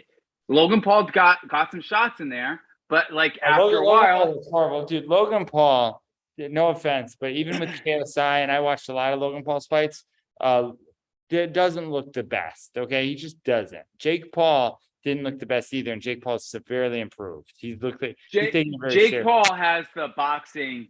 He's more leaning into boxing. Yeah, he understands it more. He That's takes the it more fighter's serious. mentality of this is what I do, this is all I want to do. Like he's obsessed with it into a point, you know. He is. But this is the thing. It's different. Like this is what I mean. Like these guys, Andrew Tate, these guys, even the Khabibs, the Conor McGregors, the Khamzats, they're cut from different cloths than Jake Paul and Logan Paul. And I'm going to say this, and I'm going to say it, and you might not like it. Their anger, what they're projecting is manufactured. I'm not saying that they don't feel it and it's not real, but some of these people haven't ate before and they learn to fight to get through it, right? Those people, there's a different dog in that fight, right? And maybe Jake Paul will eventually learn to go through a bunch of different things where you go, fuck, I got to get that dog inside me. He doesn't. He barely won against Tyron Woodley and was talking about retiring, right? After his fourth fight, right? Majority of most of the people like Andrew Tate and Khabib and Conor McGregor and any guy in the UFC, right? You have to go through 20 fights before you're even like televised, where somebody could put a camera in front of you and go, oh, maybe I want to quit. It's a different dog. It's a different animal. And I don't think yet, and I'm not saying he can't, but Jake Paul hasn't been through the hard knocks life of what some of these guys have gone through. They can dig deeper, right? They can go 12 rounds, right? And he's like, I'm going to do 8 rounds. Why aren't you doing 12 rounds? Why aren't you getting in the UFC ring? It's because the dog isn't as big as you say it is, right? It's if you really were, then let's do a 3-round, 15-minute UFC fight and you learn everything about mixed martial arts. Well, no, I don't want to do that. Why not? Is the dog really not that big? Or is it the dog only as big on your rule book, right? So it's like, it's different. It's just a different dog. And I'm not saying like one's right and what's not. That's why I'm saying I give people like Andrew Tate and Anderson Silva, like on paper, any day of the week, it makes sense to me. They should beat them easily because it's just different from where they've come from. That's all I got. Are you finished? I'm finished. All right. So there's a point, and I'll say this really quick for Jake Paul. When he basically, after, and I'm with you, after the thing, he finally got hit, finally was in a real fight with Tyron Woodley, okay? Whether that was a fair fight or not, they both exchanged shots, and I thought Jake Paul lost that fight. I'll totally say that, okay? I think Tyron Woodley got robbed. After that, he totally talked about that, where I finally, I was actually calling out Jake Paul all before that. He's not a real fighter, that if he can do it, I can do it, okay? And then I went to try and do it, and I realized it's actually freaking pretty hard, okay? It's really tough, okay? Not to say that it shied me away. I like challenges. So what does that make me want to do? Dude, the crazy part of me, if I'm not going to become president or get paid to speak, I'll go back in the ring again. Like 100%. Like there's something wrong with me. Okay. I have a little bit of that fighter's mentality. Dude, you saw me play football. You saw what I like. There's something in me that's like, okay, Jeff, you've actually put a lot of stuff in this brain. You don't need to be going around and getting concussions right now. You know what I'm saying? Like work for that. That's like the reasonable part of it. But there's a part of me that loves fighting for like a challenge, like all the time. Like I just need it. If it's not challenging right now, business is very challenging, leadership. So I'm getting challenged. But that's why I'm always going to keep going, just like all the great entrepreneurs do, and just making, new levels, new devils. The thing about it, and the thing about boxing and everything, I was talking to I Am Champ Danny, is Jake Paul took the fight with Tyron Woodley. He knew, and I don't think I'll ever admit it because it's Jake Paul. He knew he lost that fight. He knew that it really beat him. And when Tommy Fury backed out again, which was not even like, yeah, he's a professional fighter, but was saying he took the fight, and I showed you to him. He said, me and him are fighting for different things. And he was fighting to prove he still had this, if he was a true fighter. Because I think all up to then he was just walking through it. And I think the second fight when he knocked down Tyron Woodley and the whole thing happened, whether it was fixed or not, I think he then felt more like a fighter in the camp. He started taking it seriously then. It was his fourth fight in there. I think he kind of went through Ben Askren. I think he caught all the guys out. I think he was all so stupid, but I think that's what started making him a fight. And then he is now going taking interest in Silva because his last fight was against who? Tyron Woodley? I think so, right? Was it Or really- no? Who's the last guy he fought? Well, because he got a couple of them canceled. Right, yeah, because he's gonna fight. So I think it was Tyron. Was He's it gonna Tyron? fight. He's gonna fight Tyson Fury. He's gonna Tyson Fury, that canceled. Then he's gonna fight the Rashid guy, that got canceled. Dude, he's doing the Floyd Mayweather thing too, picking opponents. Floyd Mayweather did the whole thing, so he's looking good on his care thing. I will say Anderson Silva is probably his toughest fight, even though he's older. That is definitely his toughest fight. And dude, did you watch the podcast with Anderson Silva and Jake Paul? The podcast or the Press conference, sorry. press conference? I did not. No. Dude, they're both like fans of each other. They're both like so nice to each other. There's no trash talking at all in it. He's like surreal that he's fighting the guy that he used to watch. Yeah, so here's the thing. Anderson Silva was very much like Jake Paul. In fact, the point was Anderson Silva was not likable. He used to do all this stuff in the ring when people would try and hit him, to the point where like you wanted to hit this guy. You wanted to be like, let me put this guy on the map. Like Conor McGregor cockiness times, like Conor's at 10, Anderson Silva was at 12. You see him now, he does not look like the same person. He's not that cocky type person, right?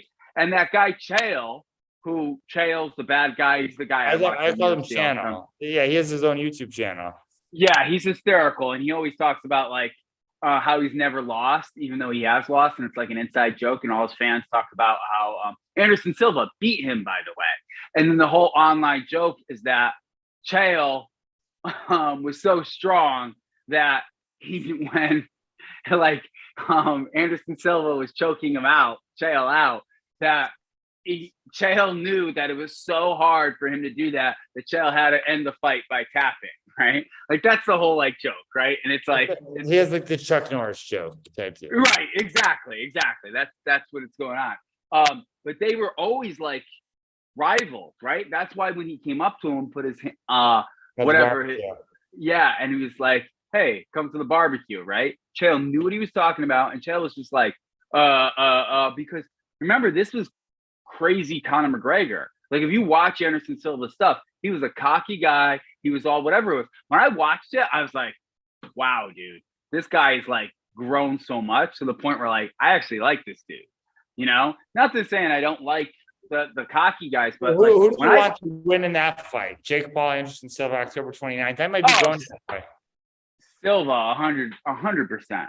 Because Silva has, this is the thing. It means nothing if Jake Paul wins. No, dude, Jake Paul is literally, listen, if he's really serious about this, he's literally trying to make a professional boxing career, you know? Right. So, no, that's the thing. If he was really serious about this, he would go away for 2-3 years and fight his bouts, right? And he'd fight the people who are ranked alongside him. Here's the thing. You can't begrudge someone because they branded and marketed themselves some way. Like, shame on all the other fighters for not taking marketing classes and learning what Jake Paul did and really broadcasting their first 5 fights. I agree with you. I agree with you. This is the thing. This is the reason why most of the people don't take him seriously. It's because the way that people normally do it and the way that it's like walking into a restaurant, right? I'll use terms that I could talk about. It's like walking into a restaurant and saying, I'm the manager, right? And it's your first day.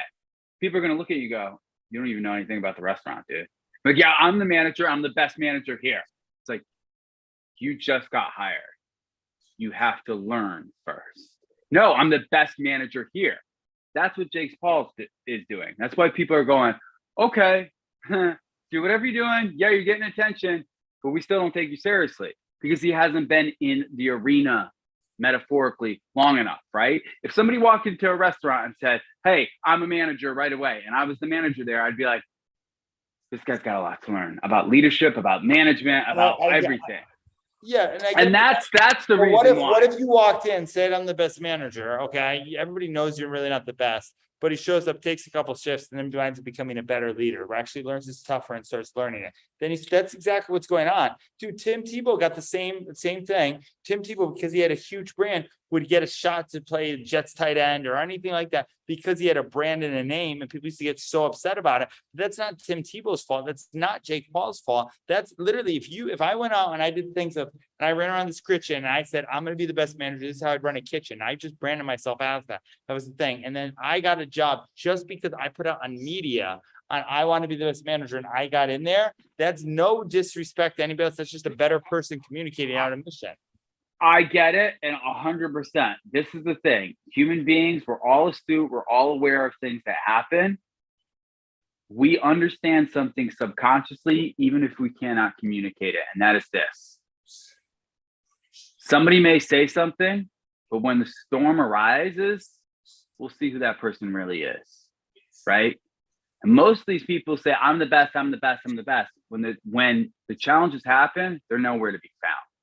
And the sad thing is because they've not gone through the pain to understand this is what's happening. This is the storm. I need to do this. I need to do that, because they're not weathered. They don't have the experience, right? They have the I can do it, the belief, but the experience is going to make them either retreat, or maybe the arrogance will have them run to the battle too as well. It's just whether or not they're actually going to get it done. There's no track record of it. So there's a lot of uncertainty.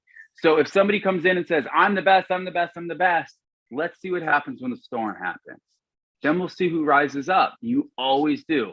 When the storm happens, when the shit hits the fan, who's the person who says, all right, let's go. Let's got this. It's usually the person who has been through a lot of challenges and realizes, okay, this is painful, but we need to move forward through it. The people who have it, they're gonna look around. They're gonna look around for social proof. That's what happened. The book Getting Rich in Recessions is just about that. When everything happened, when I lost my 40 and everything happened, I had to prove whether I was a real entrepreneur or not. Was I a fake entrepreneur or not? Did I have that skill thing?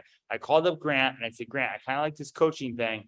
I'm not making any money on Windows. They're not having me home. I'm going to try it. And now I've built up whatever this coaching mastermind thing is, and me, like, you know what I'm saying? So when it came to it, I proved it, but I was scared as all hell too. You know what I mean? And then I had to do it, you know?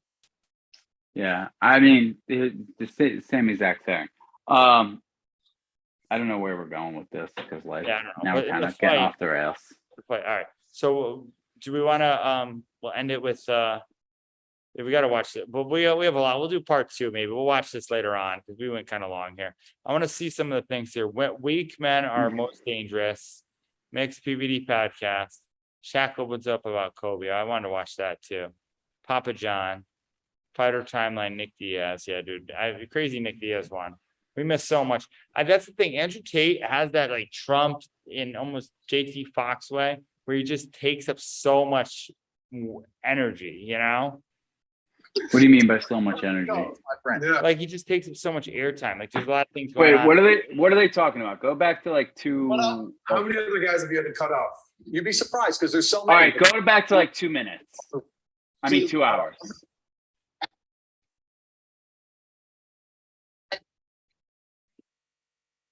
This is Tom Cruise, Matt Lauer, and Tom is. All right, go forward to like 2:05.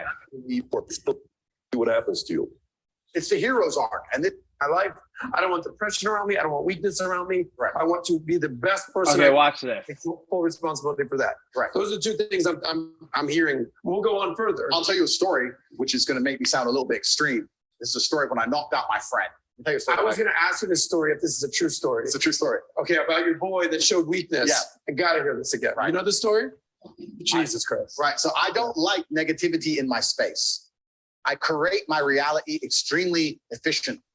So no matter what bad happens to me, even in the middle of this shit storm, when me, my brother, my cousin, my team were sitting around, we're all smoking. The whole news is saying I'm the worst man in the world. I've been deleted from everything. They've frozen millions of dollars in bank accounts, right? Me and my boys are just sitting there just laughing, right?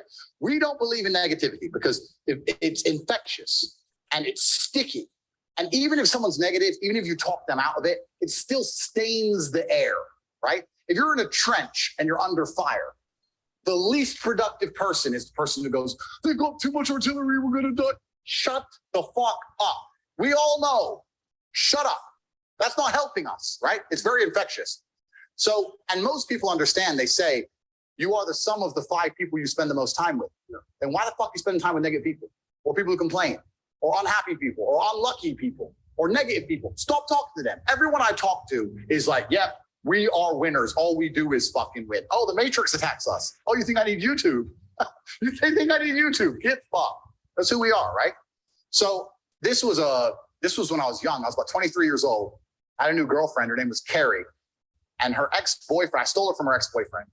And if you're a man, you understand that no woman's truly single. You're always stealing her from some other guy, or she's still half talking to her. Oh, bro, she's half talking to her ex, or she's dating 10 guys, or always out competing other men, right? Did you agree with that? Yeah, it's true. Stole her from some dude. Dude got heartbroken, had no emotional control, like all the things we talked about. I was at her house. My car was outside her house. I was with my boy, Tony, my ex-friend.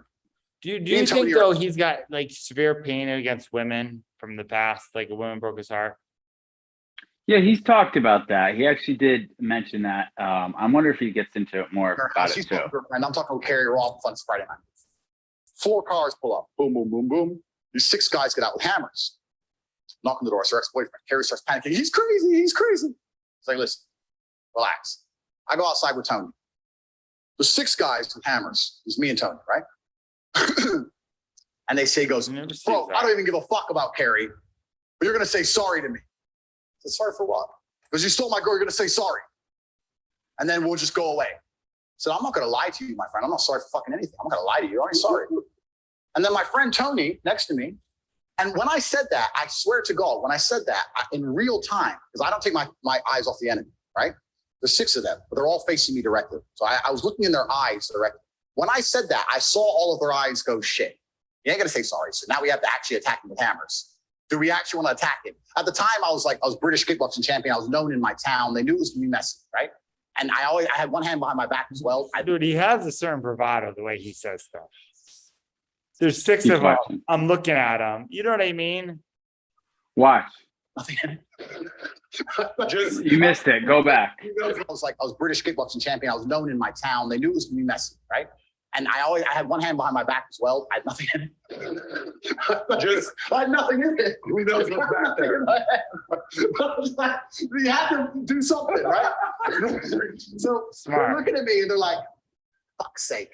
He thought he'd say sorry and he didn't. Now what do we do? And Tony pipes up. Fucking dickhead Tony. Hey man, why don't you just say sorry? And as he said that, I saw all of their faces almost lit up. Because he inspired, the other team showed weakness, inspired weakness on our side. And from complete capitulation, they were now brave again. Because Tony ran his mouth. I swear on my father's grave, I'm standing there. Tony said that. I turned, I fucking smacked him, strained his mouth, knocked him out cold. Tony, my own friend, my own teammate against me 6. I knocked him out cold. I don't need you now, Tony. I knocked him out. I said, fuck him and fuck you. I'm in the house. And I walked in the house and I saw them all standing around outside with hammers. Look at Tony and sleep. And go back in the cars and fuck off. Swear to God, that's a true story. If you're weak near me, you make me weak. I refuse to accept it. I give you a million stories of this. 2 years ago, maybe, we were in Munich. They called the police on me for not wearing a mask. That's a whole nother story. I told them to get fucked as well. We're in Munich. Wasn't wearing a mask, blah, blah, blah. We got drunk in the Kapinski, got really drunk, blah, blah, blah. I was drinking with some guys I kind of knew. In the morning, the police had come. They were threatening to arrest us all because we didn't fucking capitulate and we're 8 masks. The Germans are weird. So we got in our cars, we had 2 Raris, got in the Raris, we're heading back to Chris. We drunk loads. We were really, really drunk. We stopped at the gas station. We all got out of the car. One of the guys was like, bro, I feel so sick. Oh man, I feel sick. He was walking to the gas station. I said, and I went up to him. My brother talks about it all the time. I pat him on the back and said, bro, if you're going to keep walking like a fucking injured antelope, you're going to stay here. We drunk booze. We all feel like shit. I'm not walking around. That reminds me of Jan right there. Around Earth with some dude. I don't want you in my group. I don't want you getting in my car. I don't want you near me. When I walk with my team, you look and go, let's choose someone else. Let's choose another group to prey on. You are the weakness in this group. I don't give a, yeah, you drunk whiskey. Yeah, you feel shit. If you can't turn it on for 2 minutes to go piss and come back in the car, then get fucked. I had a serious conversation with the guy. Tristan goes, "You're so right. Why the fuck?" And there was no threats. We're at a gas station. But I can't even look at it and near me. I can't just see people near me being all or crying or sad or whatever. You're allowed to feel sad. Of course, your girl left you, you lost your job. You're allowed to feel sad. That's fine. You feel sad. You feel sad right now? Good, great. Sit the booze. Shut the fuck up. Me and my brother have another quote. What do you want? Therapy? That's our quote. We say it all the time, Brandon. Bro, I got a hangover. You want therapy? What's your thought on that? So there's a lot to unpack there, but that story that he told about how his friend showed weakness and said, "Why don't you just say you're sorry?" And he actually made the right move, even though as fucked up as it sounds like, because there's a great book that I gotta continue reading. It's called, I forget. It's written by Robert Greene. It's a very dark book. Yeah, the 48 Hours of Power. Yeah. And a lot of that stuff is really true. I read that book. I know, dude, that it's a dark book, but it's the dark truth, you know? Right, it is. And that's what he's referring to, right? Because now all these people saw him and said, "Oh, at first they were like, oh shit, this guy's not gonna," and then his friend was like, "Why did you say you're sorry?" And they're like, "Oh, wait a minute, we could get him," right? So strategically, he made the right move, because the guy who was his ally, he took out in front of them and said, "I'll take out my friend and I'll take out you guys too as well," right? And strategically, even though it's fucked up, it was technically the right move. It's 6 against 2 at that point, right? And when it comes to like psychological dominance. But here's the thing. I don't live my life to get into scenarios like that. I don't want to get into scenarios like that. Some people do, right? This guy's been in scenarios like that so much that they have this guard against them. And he's not wrong. He's not wrong with saying, "Hey, listen, if you're going to be with me and we're going to go take a piss and you're going to walk like an injured antelope, it's not a good look," right? There is a lot of truth to that. With that said, I think where we are as human beings, I don't think you need to be that like, "Oh my God, you got to be like on your guard at all times." Maybe in where they're living, they need to. I don't know, right? I can't speak to that, right? But I mean, I think there's definitely truth to it. And there's definitely certain scenarios. If it was like the end of the world, then yeah, you would have to be that way. You just would have to be. And that's why some of the people, like they say like, "Oh, you you would be killed right away, or you'd be offed right away." Some people go to the path of least resistance, will just be like, "You know what, it's too hard, I can't do it." When then there's some people will be like, "No, we have to realize we have to group together, and I have to be with strong people because that's where we'll be able to survive," right? And it's just people process it differently. Do I think we're in that period of life where we have to be so extreme to that? I actually think the great thing about life is we don't have to be like that anymore. We're not as barbaric as we I used do to be. think though, Josh, we are moving towards it more. And I do think part of the reason why he was canceled is he was just, I don't think this is wrong. He was shaping up men to be really strong, and it'd be a lot tougher to take out people who don't want to take off masks. We all knew how to fight. We're all wearing fat, and we all were drinking alcohol and all doing that. Not that they do everything perfect, but I do think there is a sense that I do think the biggest reason why I canceled was challenging the Great Reset, the status quo. He said something interesting too as well. He said, there's this guy that came out after me and said, "Hey, this guy's being misogynistic towards women." He's like this huge fat guy. He's a gamer. And it comes out a week later that this guy has been sexually assaulting 12 and 13-year-old girls. He's a pedophile, or he's called him a pedophile, right? So he's like, that guy is calling me misogynistic, but is also sexually assaulted 12 and 13-year-old girls. He's a pedophile. Andrew Tate. Okay, I think I still stand by everything I say, that he's just one of those Instagram guys. There's the flash, kind of comes off with that tool, kind of little arrogant, insecure kind of way. I do believe he has a little bit of that. Okay. With that said, I do think even with what he did, I do think even those type of people, I don't even want to say the guy's name, but there's a guy that me and you both know who's kind of bad. They generally want to help people because that makes them feel good. I do think he has some of that. I think he's definitely definitely in a point where he's put out a lot of words, right, that have said stuff. But I do think the only reason why he got canceled is the Great Reset and challenging everything. By the way, our Aunt Nancy, maybe we'll end it with a phone call with her since this is a 4-hour thing. I think we did this 2 hours, which is insane. We've never done a show. This is what I mean by things. So Aunt Nancy says this to me. Jeff, I've read through everything. This is awesome. We're very proud of you. Your deck is well organized. Andrew Tate, is he the guy who said things about women? Maybe he isn't the guy I'm thinking of. I said, yes, I do not like him at all, but marketing genius, so implement that for my brand. She goes, marketing genius who exploits others in a negative fashion for his own money gains is not a person you are. Be careful, investigate and search others, which I'm sure you do, to the highest degree. Do you think Grant, meaning Grant Cardone, it's always that she would give him the time of day? And I said, yeah, I don't like him at all. Wrong message that he has. So I think we should call her at the end and put her on. We could. Do you mind if I say something that's kind of like brutally honest with you for a second? Oh, it always. That's why we should stop the growth show. I learn more from you from anything. Go ahead. How old are you? You're 37, right? And I'm 35. Yeah. I'm going to be 36 soon. Yeah. I think it's time to stop commenting on people's looks. Why do I do that a lot? You literally said he looks like a tool, right? And I know, I understand. I get it. I understand. It's because he called Logan Paul a tool. He uses names. Okay. I'm not talking about him. I'm talking about you.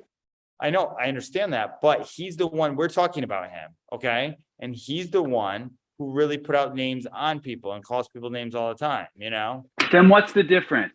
If you're saying to Nancy, I don't agree with him, I don't like him, and you're using the same thing that he's doing, what's the difference? Who are you to say, oh, I don't agree with him when you're doing the same thing that he's doing? Literally, some of these people, the only way they learn, and you know this, okay? Some of the people who are so thick in the head, they learn, and Dad said this too. If you say you're ugly, it just gets them like, oh my God, you know what I mean? Like they just don't get it. There's nothing that wakes them up. You know what I mean? Because they're so thought in the head. Let me tell you a story. Yeah. I worked with cooks, and I know you've worked with cooks too as well.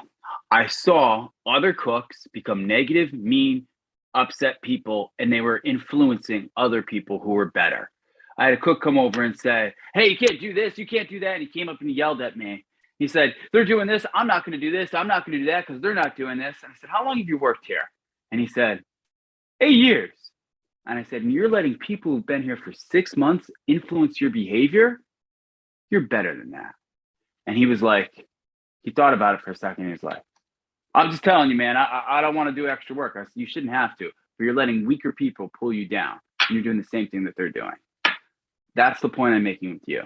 You can either say one thing or not say another. Listen, thing. I don't like the guy. Okay, I'll admit that. Can I say that? Can I say that he's insecure and arrogant? Can I say that? I 100%, dude. I get why Just you're don't saying say he it. looks like a tool anymore. No, I'm saying, listen, I don't feel warm and fuzzy towards Andrew Tate. I'll watch the rest of the things and it'll probably be in my head and out of my head, and it really won't like resonate with me that much. So it'll probably be more entertainment factor for everything. This guy isn't the next Messiah, right? With that said, is I there's things I look at him and go, yeah, I don't agree. Yeah, I get it. Whatever it is. And listen, you do whatever you want to do. I'm just saying, I see similarities, and then I see like, it's like me being like, the best way I can explain it is if I'm saying I hate all people who are restaurant managers, who work in real estate, who are in leadership, but I am that person too. So what am I saying about myself? And it's like, that's sometimes how it's coming across. And I mean this, I feel like, and maybe I haven't grown up so much from that, but I feel like the reason why I couldn't stand certain people that we know that I won't even mention here, or stuff like that is because I see my old version. I see my old version in Andrew Tate. I see the dark person if I went to the dark side. I didn't have his upbringing. I didn't have to get into fights. I didn't have to do that. Okay. And I'll admit that, right? So I've molded whatever I have after that. I do have a lot of the similarities of him. I'm totally aware of that. Okay. Even the way I go to the name calling and stuff like that too. That's exactly what he does. Okay. The thing is those type of people, I was with the Turo at the event. There was a kid who told me, you can't, what did he tell me? Oh, you can't buy Twitter. That's what he said. I said something like that. And he said it in that same way. And I said, hey, you can't tell me anything I can't do. If I want to go buy a social media, I literally, sure, I'm 37 right now. I can go buy a social media if someone else did. You can find the money. You can make a way to do it, right? And I said, you can't tell me I can't do something. And I just always, and I don't know why I have that in me, but and maybe that's something I got to change and learn. But I really love, this is, I think, what makes me a genuine entrepreneur, is I really want to be the person who really just, who can really have, like, I believe that anybody's limitless if we're not fearless, you know? So here's the thing. I agree. And I think you and I are on the same wavelength and we're saying the same thing. It's just how we get to that point are two different ways, right? So for instance, in a situation, somebody says to me right now, Josh, you can't do that. I'm going to look at that person and think to myself, oof, I'd hate to live inside their head, because that means if they're telling people they can't do things, that means they're telling people they can't do anything. I might be like, oh, okay, all right. It really, at the end of the day, it's not going to affect me. I'm going to go home and be like, yeah, whatever it is. It's not going to make any resonation with me. For you, it will. It's a competitive thing, right? And it's just how we both assess certain things, right? So we still get to the same result. Like I'm still gonna, like, if it was by Twitter, you'll never be able to buy Twitter, Josh, and that was something I genuinely wanted to do. I'm like, okay, all right, good on you, mate. You're like, whatever. Like, it doesn't matter what that person says. I know I'm in control of my life. Yeah, but and I get that. And you could go by Twitter just by being, you have a silent confidence about you. I totally agree that. I envy that a lot of ways. Okay. I do 100. I wish I had that more for something with me, dude. And it's the same Jordan. And I'm not trying to compare myself to Jordan, but you know, you've been around me, dude. Part of the reason why I love Conor McGregor is because he said, you have, without a doubt, I'm going to be the UFC championship when he was 19 years old and he was scrawny as all can be. Remember? Right. And the Michael Jordan thing where the Michael Jordan said, when somebody said, hey, listen, you can't play because you're sick, or, hey, man, you're not going to be able to score over 40 points a game. And his whole thing was, I took that personally. Right. And like they put a bunch of clips to it, like of all the times Michael Jordan took things personally. Right. And it was in the documentary and he's like in the middle, like crying and being angry. I took that personally. Right. And I watched it and I was like, fuck, dude, how exhausting is that? Like, I could not, for me, I could not live in that. We're wired different. We're both wired different. Correct. Would you agree? Yeah. And I don't mean this in any way. I am wired a little bit more like the Michael Jordans, like the Conor McGregors, like those type of guys. 100%. And the guys like Andrew Tate. And Andrew Tate, yeah. I agreed. I've never not said that. Okay. My whole point is I could have kept, here's the thing, Josh, if I never found growth, if I never found Grant Cardone, if Jay never died, I probably would have still kept going. Okay. With my whole way. And I would have, however old age Andrew Tate is at this age, 6 years ago, if I kept going and we know where I was at, or I didn't find Jackie or whoever it was who really did it, I would be very similar to that look. I would look like a tool. I look like a tool, dude. You can go back, you can find videos of me and I totally look like a tool. All right. Of me being, you remember there's a difference with me going live now than 10 years ago when I was actually a tool. And I agree. And who's to say right now that somebody's not going to turn this on and look at me and go, look at that kid with his earbuds in his hair. It airs, that kid's a tool. And It's okay for them to think that. It's totally okay for them. It's okay to me to think that Andrew Tate's a tool. That's totally fine. It's okay for them to think that. 100% it's okay for them to think that. Once you start to vocalize these things, it becomes this battle of this person's here, but I'm going to assess the way I view them through my own eyeballs, that because I assess them through my own eyeballs, I put them down here. So that's why I'm saying, like, if that's what he's doing and that's what you're doing, I get it, but it's the same. Like, and I trust me, I think that too as well. We all have judgments. Every single one of us has judgments. And here's the kicker. And it's always been the kicker and always will be a kicker. We judge other people because we're constantly judging ourselves. We're always thinking about, how am I being perceived? And that's the reason why we judge other people.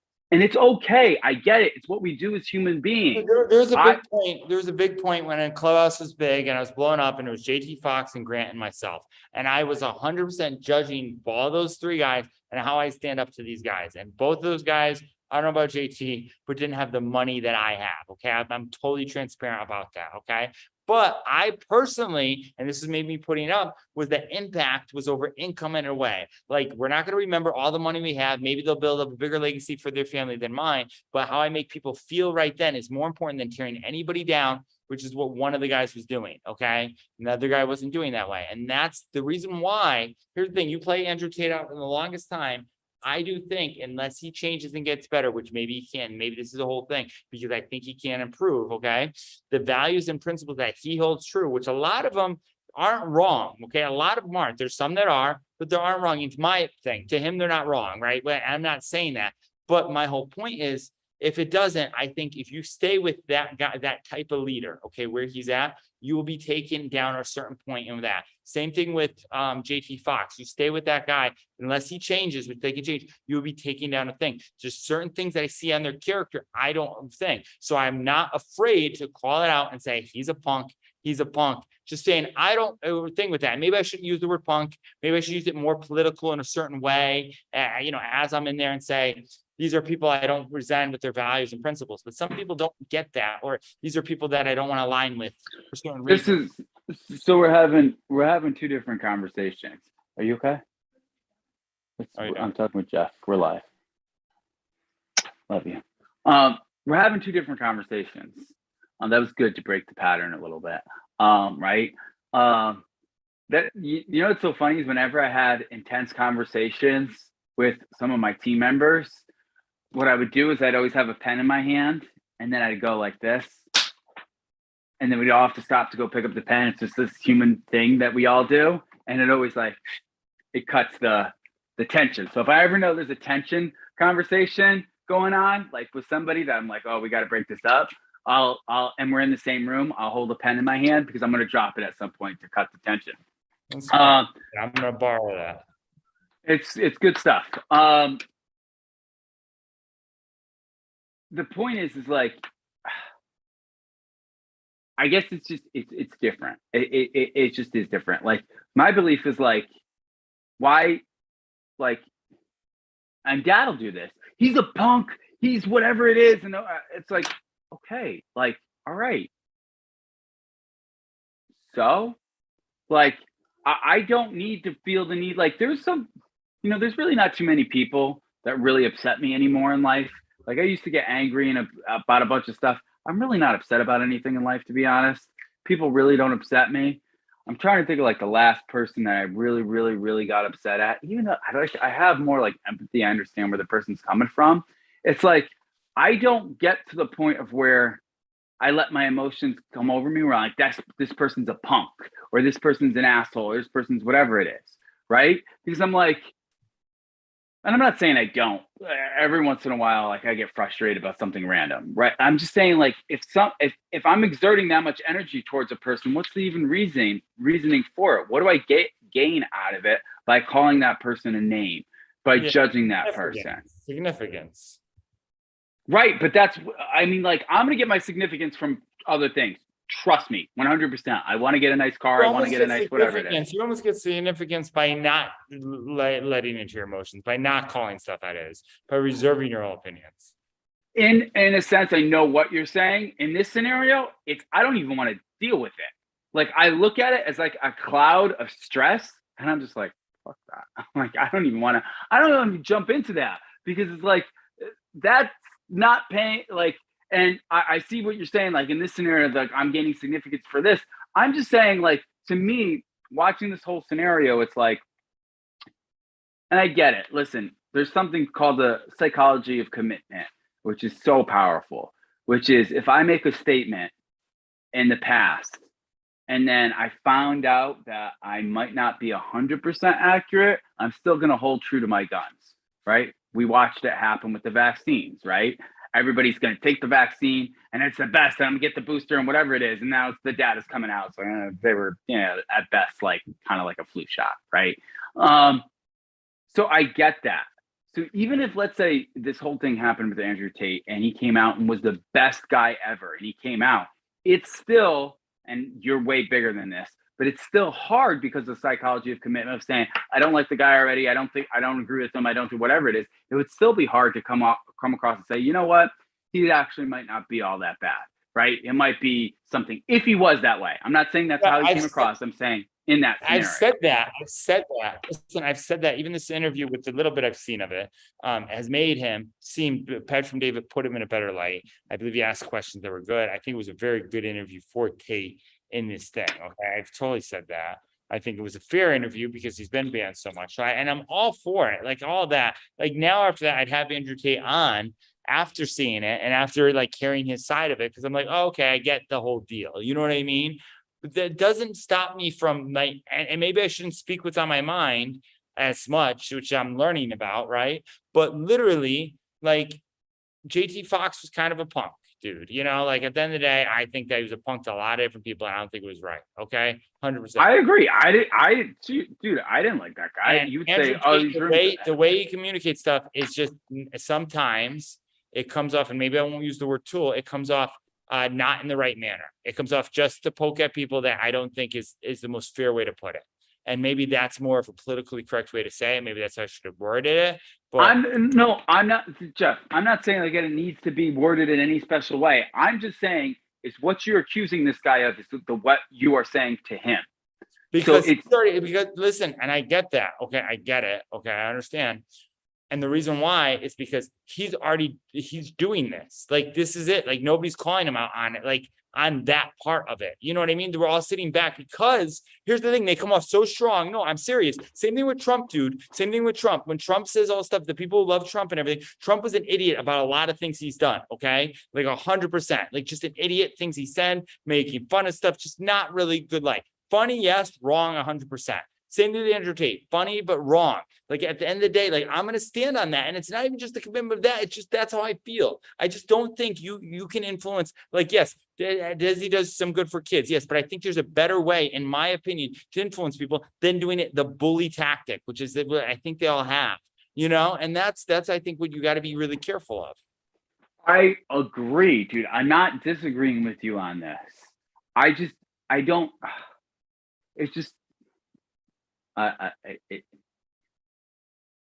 And I'm not saying that you're not doing the righteous thing by sticking up and calling him the bad guy, right?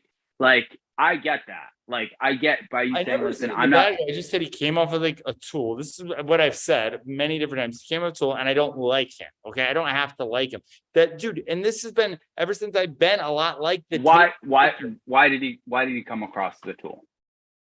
Anybody, in my defense, okay, who comes off and brags about, like, dude, just certain things he does. It's funny. It's like that funny tool. Almost like, here's the thing. If he was serious, if he acted like he was joking about it all, it would be totally like cool, right? Because he's funny. If you just add a little humor about it. But when he says, we're getting to our Raris, and he does this whole little like song and dance, it's just like, dude, it's kind of like the people flexing when you don't even need to flex. Like, we get it. We got money. If he was just inspiring people, like, Patrick David has Ferraris, has all that stuff, right? He still inspires people, and he doesn't do it the way Tate does. You know what I mean?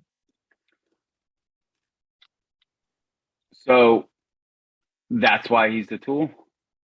Dude, yeah, the way he like flashes his stuff and says he does stuff and wears his shades inside. And I get it's all branding. It just looks like the guy at the club. This is me. Look at the guy at the club who's there, and I'm just like, oh, that guy. You know what I mean? Like, that's what it looks like. And like the Jersey Shore Mike guy, like, no offense.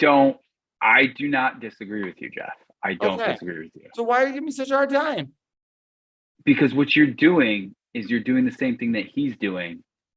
And it seems extremely hypocritical to me. That's why I'm saying it. But I think our take was the take on Andrew Tate. That's what we're doing. You know what I mean? Like, if I sat here and didn't do any of that, then it was being, you know what I mean? Right. I get it. It's just like when you say, like, when you preface this thing, and Jeff, I get it. I get your humor. But when you're like, yeah, JFK, the next president, good looking guy like me, Gemini or whatever it is, like, You don't think that could come across as being somebody Yeah, who's but I completely genuinely, a tool? here, we'll play the clip with A-Rod. Jeff, hold on a second though. Maybe it doesn't, you know your intention. Andrew Tate knows intention. Donald Trump knows his intention. I know my intention. The way it comes across to people is going to be interpreted differently, 100%. So listen, you say things like that all the time, and I chuckle because I know where you mean and I know where your heart is.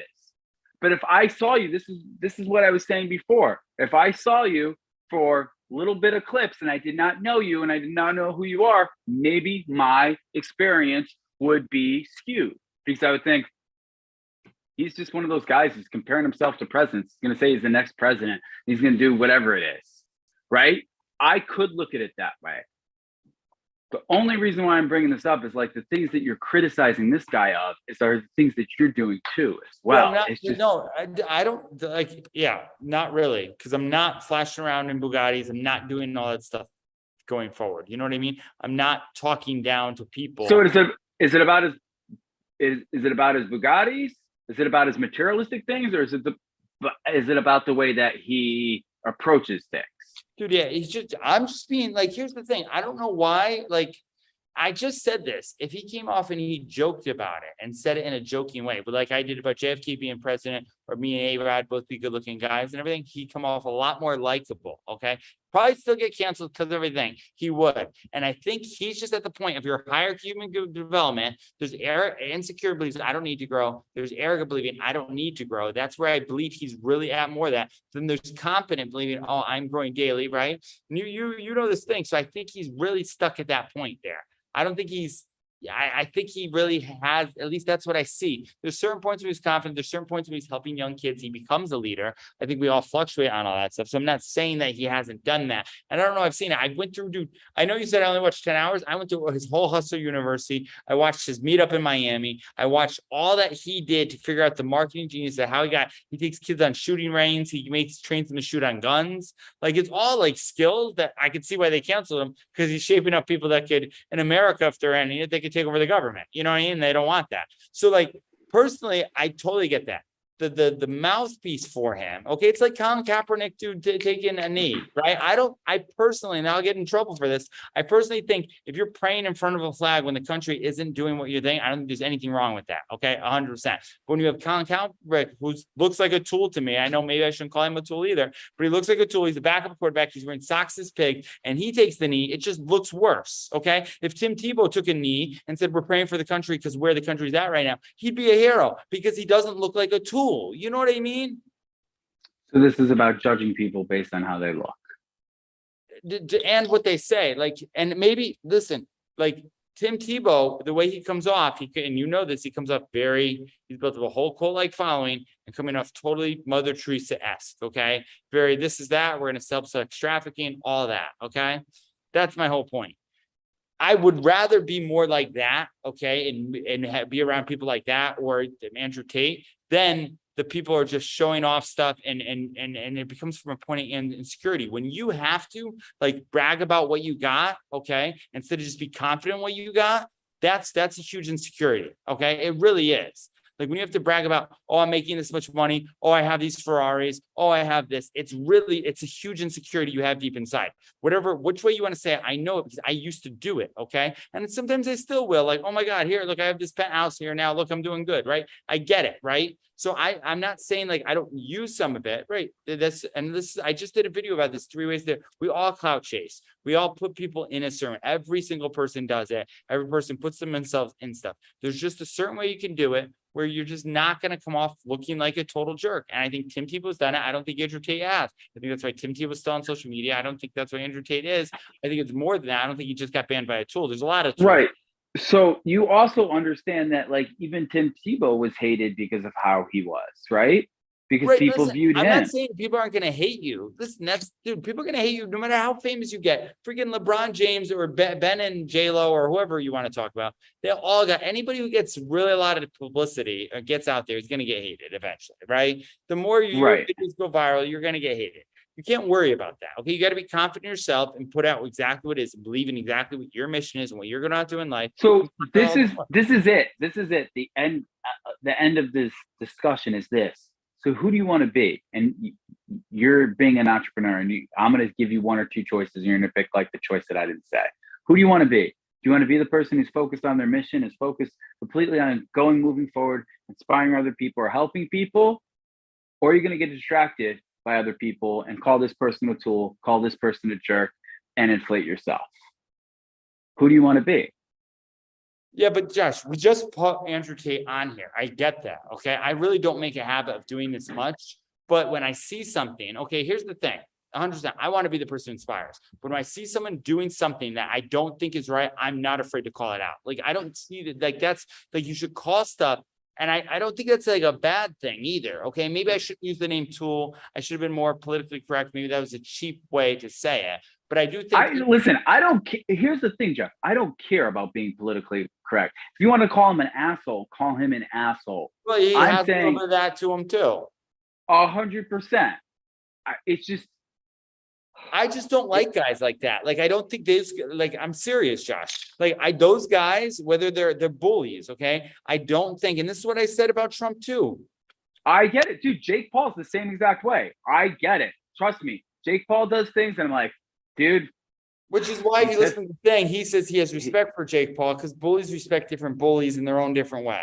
Right, exactly. And I look at Jake Paul, and I'm like, and then, like, when people don't understand things, I guess I just look at everything like logistically, and I take myself out of it emotionally. So I'm like, yeah, this is why people don't respect Jake Paul. Makes logistical sense to me.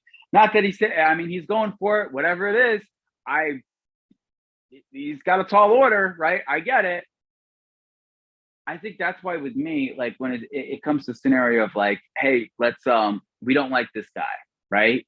Or if like, I'm still neutral on Andrew Tate. There's things I don't agree with him from seeing. I've only watched 2 hours of his content, right? To me, I've watched a lot more of that before this. Before making this decision, I really want to make a thing. And I will say, I had preconceived notions by just the way he came off that, oh my God, this guy's a thing. And I just looked for reasons in my mind to find that narrative. Okay. So I will admit that, like, we tell ourselves thoughts, then we look to match it. Okay. So I did. I saw him at first. His name is Cobra Tate. Atura was actually the first guy who showed him to me. Shows him. I'm like, yeah, this guy, I don't even bother. It's one of those guys, right? The fact that he blew up too, I'll 100% mean, for me putting out content, there's a lot of it of envy and all that of, man, this guy's been doing it right. He got a course. I can't even get a course out, right? So he did it that way. I personally, as much as I say that, and maybe this is it because that sells, or his message resonates. But I believe, and I've said this many times, he's a marketing genius. I think his thing with Hustlers University, getting kids in it, doing the affiliate link, repurposing content, I think is a genius way where people are making fake counts of me and putting them out. I wish I incentivized those guys and gave them a link to my course. I'd probably, own a couple of Bugattis too if I thought about that a lot sooner. So the guy is next level in marketing his own way. And that's a lot of work to get a whole bunch of people out there and get a whole bunch of rallied kids and get them to do that. He must have poured into them enough to sell a vision, right? So like, and it's not even that I really hate on him. I just was saying that's what he looks like. I don't think that's a bad thing to say. I think a lot of people, I think he would even agree, yeah, I kind of look like a tool. Like, and he'd be like, so what? I don't think he would. Well, maybe we'll bring him on the show when and we'll ask him. Yeah, dude, like, there's certain levels and layers to things. I don't get, Judge, I don't get why, and I get there's certain levels. I don't get why when you call something for how it is. So if you call a name, let me just understand this. If you call someone with a name, then it's not okay. Then that's bullying. But if you label them in a certain point of something in a better way, it's better, right? So how should I say I don't like him? Just, I don't like the guy. Like I cannot like him, right? That's not it. What I'm saying is, it's, to me, and I know this is hard to digest, it's a lot of the same things. Stuff that I hear from Andrew Tate and the way he approaches things and the way you say certain things, it's the same thing. And then you're saying, I don't like this guy. I'm saying, yeah, but you're just saying the things that he's saying and you're saying those things about him, kind of the way he says things about other people, maybe not as aggressive, but you're saying it towards him. And then where you want to have a match on who's better, and I'm better because I inspire people. I'm not going to tear other people down, but you're tearing him down. So what's the whole point of that?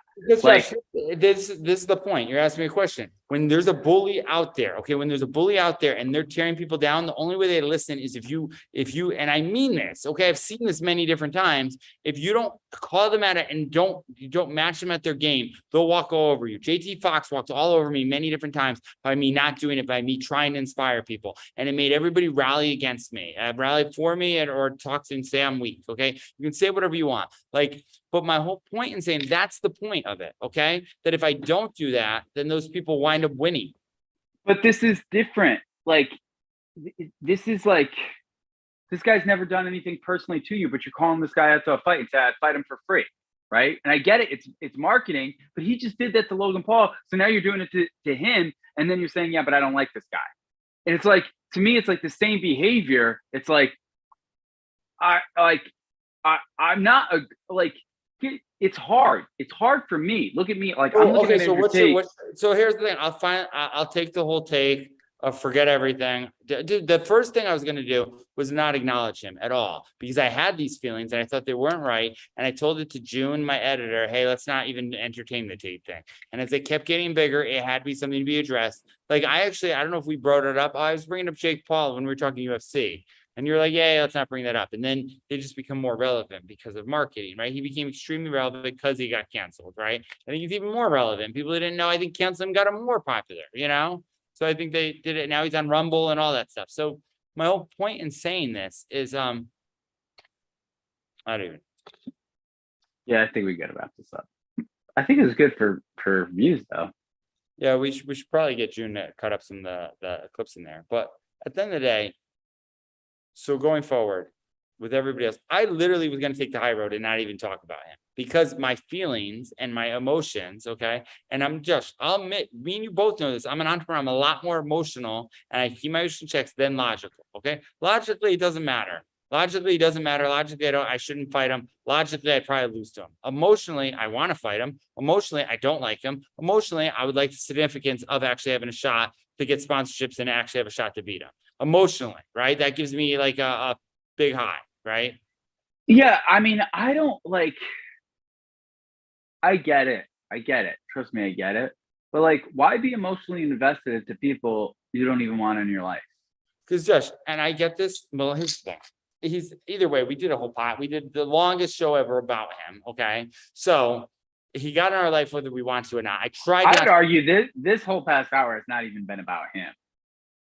Right. No, I know. It's been about me because I just took a stance and you challenged my stance. No, that's not it at all. Okay. The thing was, here's the deal. I 100% don't like Andrew Tate. That was the consensus. Since the interview, maybe when I finished watching, because we didn't get through the whole thing, I didn't watch thing. Maybe I'll think he's the best thing in the world. I literally did not want to acknowledge him because of this. There's certain people that, like even JT Fox, dude, I don't want to bring up certain names like this because I don't think it's fair to really bring these guys down, you know, even though they're all learning. I really don't. Dude, I mean, I've had people I don't like in my life. I've had bullies. I've had mean people. If I think about them, I've had people who've tried to steal girls from me in my life. I don't even care anymore. Like, I don't even put any energy out to it. Yeah, like, but there's different things that drive us, okay? Like and I mean that, okay? You remember what drives you with Patrick and David, right? Right, and I get that. You're driven totally by a point to prove. You get driven by something else. I get driven by a point to prove of putting something out there and having to say it. Like Dad used to tell me, Jeff, don't tell anybody your dreams. They're dream stealers. So I was like, no, Dad, for me, they're dream motivators. If people tell me I don't do it, it just still motivates me more. If in fact, I kind of need that. When people say, Jeff, you're going to be a billionaire. Jeff, you might be the next president. Jeff, you might be that. First, when I started talking about president, because I need people to say you can't do it. So I could work harder and I could be more politically correct. And I could not say these things that I've been saying. So I'm not proud of anything I said here. I'm really not. I feel like this is a horrible thing for me out here. I'm mad that the whole thing's live, but it is what it is, you know? We'll just take it down. Yeah, but dude, at the end of the day, I don't think there's anything wrong when you see a bully of calling a bully out for what they are. My values and principles. I agree with you. So why are you then giving a hard time at me just making a thing about Andrew Tate is can be considered a bully in some sort of way? Okay, just the way he comes. Okay, so with that, I called him out where he's called out Logan Paul and other guys who are just weaker. At the same time, where Logan Paul he's at a weaker stance, he's younger, and he's calling him out. And my whole point is, dude, stop calling this dad. You're a tool yourself. Back off. You know what I mean? Right. That's my whole point. I let Logan Paul and Jake Paul fight their own battles. They're not weaker. They've stepped into the arena, the same arena that Andrew Tate I've has. stepped in arenas too. And no, Andrew Tate's probably been in, and you've admitted this, in stronger arenas and more professional and fought tougher fights than they. I'm talking about the entertainment arena. I'm not talking about the physical fight. Right arena. now, I should have clarified. We're on the entertainment arena right now. Understood. Not as many eyeballs watching us as there are them. They know what the stakes are. They're doing it, whatever it is.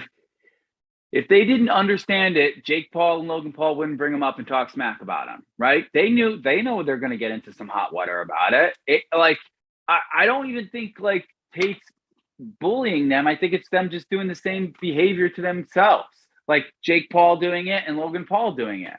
Like they're both doing the same thing to themselves. Tate's going to elevate him because he's more psychological, and Jake Paul. I think Andrew Tate, though, by being more psychological, is more of a psychological bully, and it's more the narcissistic, same stuff that I've seen by other people put off, where they put people in a hole and they make themselves in a bitter way. And I just think it's a dangerous part and I mean this, when that's the leader of it. And that's what I mean. I don't think he's doing wrong things, but I do think there's that point of it where if I got as popular as I was 10 years ago now, okay, when I was on that and I became very popular on things, it would be bad for younger kids to follow me. I'm not saying I would not want to do it in the bad way. It just would be. That's where I think he is right now. Not I'm saying that he's not perfect for anything. I think he get canceled because he talked about the Great Reset and a lot of things that he's spot on about, because he says whatever he wants to say and he has nobody checking him, which is why they cancel him and he's very dangerous and unhinged. Okay. I do think there's reasons of that he was building up boys and all that. But with that said, I think the values and principles that he stands for, I do not abide by. That's all I'm saying. And by me not saying abide by, I'm calling him a tool too, because it's just a little bit more punchy and a better marketing. So is he a bully to you, or who is he a bully to? So who is he bullying? Okay, so when you attack, here's the thing: when you attack anybody and you bring down them because of certain, which is exactly what I did back to him, and I'm not saying I didn't do that, okay, but I did that perfectly. You are a bully. So when he's brought up Logan Paul and called him a thing, he's bullying Logan Paul to a point. He's calling him weaker. He's pointing him out thing. He's saying he has a you have a boyfriend. It's funny, dude. It's funny stuff. Don't get me wrong. He's like him and his boyfriend, meaning whatever the guy is. It's hilarious. I think even Logan Paul might laugh at it, okay, but it's still bullying behavior. When I see it, I don't like it, and I call it out. And maybe you can call me a bully for that, but that's part of what checking these bullies in where they're at. You know what I'm saying? Right. So we've watched countless videos of Jake Paul bullying people. I called Jake. There's a video on me YouTube calling Jake Paul a bully, and it's ironic that he has but dude, the part of people bully are the people who've been bullied their life. You know what I mean? And Jake Paul, look at all those tattoos and look where he's at. Dude, he's fighting for something different. That's why I think he's a fighter. Like, I truly think he actually has the fighter. Well, what do you mean he's fighting for something different? What do you mean? He's fighting. He said it in the Tyron Woodley interview. Okay. He's like, we're both fighting for something different. I think he's really fighting for acceptance. And I think he's really fighting to prove that's where I really think he's. So how come you have empathy for him, even though he's been a bully? He's been on record saying many mean things to Dana White, to Conor McGregor, to Conor McGregor's wife, to all these different things, right? He's said all these things. How come we have empathy for him? How come? How come always fighting for something different? Let's have the empathy for him. Listen, Jake Paul, I met this dude all when he was doing all this stuff. I don't like that he's picking on Dana White at all. I don't like that he called Dana White a bitch and all that stuff at the press conference. Did you see that? Yep. Dude, I know it's his MO. It doesn't bother me. I know that's what he does. I know that's how he pushes buttons. I know that's him doing whatever it is that he needs to do to push people's buttons. So how he can become whatever it is, I get it. That's who he is. That's who Andrew Tate is. Right, I'm not going to lose sleep over it. Too. Yeah, but dude, I know I'm not losing sleep over. But I've called Jake Paul a bully before. I've said it's ironic that he has an anti-bullying foundation when he just got his whole career by bullying UFC fighters to fight him. Like, that's insane. They're scared. Like, and I've said that it's on YouTube and everything, and I'll say it again. Okay. To me, Jake Paul has literally, he's made that reluctant hero video of, I'm gonna go be a boxer, you know. Wife just texted me, why are you so heated? Anyway, listen, maybe going forward, I learned a lot. I won't tear people down. Listen, my whole thing is inspiring others. I'm sorry if Andrew Tate ever watched this. I'm sorry that I call you a tool. I really want to inspire you. I just don't want you to bully as many people and really maybe poke a few jokes at yourself. I think you come off a lot likable. This is what I think. Can I be honest? This is what I think. I think this. I think the record of people that we've seen that Andrew Tate has hurt or is bullied, I don't know it. I don't think that you probably know it either. I think at this point, it's social proof and it's conjecture. It's everything that the media said and that we're watching him go, this guy's pretty arrogant. I agree. He's pretty arrogant. Yeah, he's probably, oh God, he's a bully. He's whatever it is. And we're just kind of going. He doesn't look like a tool to you. You won't say those words. This is why I won't say things like that. See this? I do this because I like how that looks, right? I had people tell me they don't like this. I don't like people saying things about, I don't like how you look. I actually put a lot of attention to my looks. So when people say things about looks, I know I know where it comes from and I don't fucking like it. So when people say, oh, they're a tool or they don't look like this, I know where it comes from. And I work hard on how I'm going to look. And I look at somebody who Andrew Tate and I go, those glasses are probably really expensive. That jacket he's wearing, I really like that jacket, right? So I'm looking at him and thinking, I would actually like that jacket. I don't know if those glasses would look good on me, but that's what I'm thinking because I like how visually things look, right? So when it comes to looks and saying different things, listen, I've slipped up. I've said mean things before. I'm not saying that I haven't, but I don't like publicly calling people, oh yeah, they're ugly or they're a tool or whatever it is. Now, does that mean I'm a dude? I never said he was ugly. I get it. Well, I mean, he's saying he's a tool, right? Like, I don't even know the definition here. Hey Siri, define tool. Urban Dictionary probably would be better. A soft, fine silk, cotton, or nylon material like net, used for making veils and dresses. I called them something nice. Define Urban Dictionary's tool. I shouldn't use the word if I don't know what I mean. Refers to the retention of substance. Oh wow, is that really what it means? Probably should not be using this word. What does it mean? I can't read it out. Dad might watch this. Is it Urban Dictionary? Yeah, but I don't know if it really means that. This is what it's searching in my Apple Watch.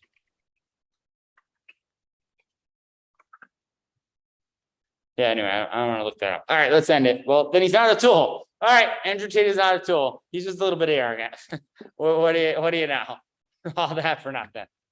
You mean act cooler? Oh, well, I think this is what you mean. Anyone who tries to act cooler than they actually are, most tools are usually douchebags with negative self-esteem. That's what you meant, right? Oh, well, that's not what I got. You got this, which is the new way. Someone who does not question social conventions, someone who is easily influenced by government, politicians, TV, society, etc. Tools tend to be closed-minded. Is that what you got? Oh, no, but that's crazy because they put that out there. So it shows that they're changing the narrative of words. That's insane. An insult used to call someone worthless and dysfunctional. Comparing them to a tool means they aren't smart or easily manipulable. Which is, yeah. But I think that first one is kind of what you were trying to call Andrew Tate. Anyone who tries to act cooler than they actually are. Most tools are usually douchebags with negative self-esteem. Yeah, I think that's exactly like, it says synonyms: asshole, poser, faker, douchebag, Dane Cook. Man, number one. Wow, Dane Cook is not funny at all. What an asshole. Man, number two. Damn, you're right. He's such a tool.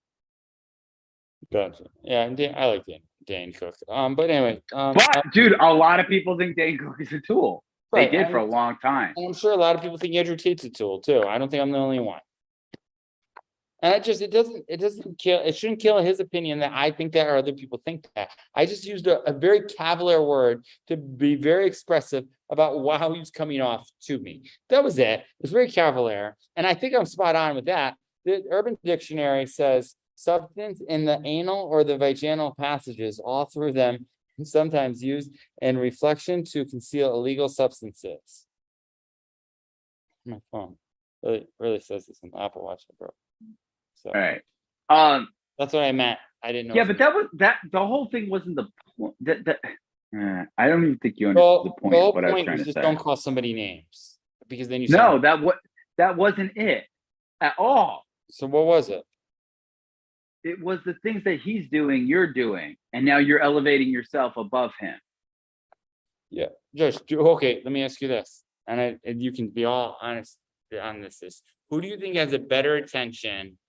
And you won't hurt my feelings, okay? Better intention of leading the America youth from everything, me or Andrew Tate? Because I know you personally, and I've known you all my life, I would be an idiot to say Andrew Tate. It's you, 100%. Cool, and I know my own personal bias. I don't know him. I've only watched an hour and a half, 2 hour content, and you're my brother, so I would choose you over him any day of the week. Well, and Josh, also shame on me by not putting out a course of brand automation message, whatever course I'm going to put out, to actually, if I really do believe that, and letting him do that with however he chooses in his arrogant own way. If that's it, that's all my fault. That is not his fault at all. Good for him. Bad job on me. Let me go put it out. And that's what I'm doing. And that's exactly what I'm doing. I'm going to do it in a less, I don't even want to use the word now because it's such a trigger word for you. Use it. It's not, whoa, hold on a second. This is not a trigger word for me. Do not put this on me. Don't do that again. Okay. This is not a trigger word for me. I can stand by saying, the definition. Absolutely. Absolutely. Call him a tool. Call him, do whatever it is. Do whatever you say. You choose the words that you want to say. I'm not trying to censor you. What I had a problem with is the fact that you were doing the same things that he was doing, but still acting as if you were better than him. Yeah, but okay, and here's the thing, 100%. That's why I was like, do you see what's going on here? This is you saying, hey, listen, I'm the next great JFK, but this guy's a tool, right? I was like, oh, do we not see what is going on here? And you're saying, hey, my intention's better because I'm joking around. I generally believe I am better than Andrew Tate. Okay, like, and I know that. I know you do. I have no doubt that you don't. And I think I if have no you doubt told that anybody you or don't. most people, they would think that. Maybe not Bugatti wise or anything like that, or whatever his whole thing is. But I generally don't want to. What's the point, Jeff? I don't care if I'm better. I know you care. I don't care if I'm better than Andrew Tate. This is where I don't. This is where I don't get it. Like, this is the point where I can't figure that out. I don't care. Andrew Tate can be better than me. Let him be better than me. I want him to be better than me, because if I know he's better than me, then I have somebody that I can look to and learn from and grow from of what he shouldn't do or what he should do. Good. I want to learn from that person. And I want to learn from that person for the rest of my life. I took 2 hours studying this guy. I had to study him because he is better than me in marketing. I will say that he's better at me in certain things right now where he's at. The reason why he's relevant and I'm not is because he's better in those areas. I get that. Bad job on me serves as a reflection for me not doing that, the letting a tool beat me because he went out and however he made his money. Okay, that's my whole point. I get it. I get it. I don't know why this got so heated about all this. Like, it's not the end of the world. Like, and I get it.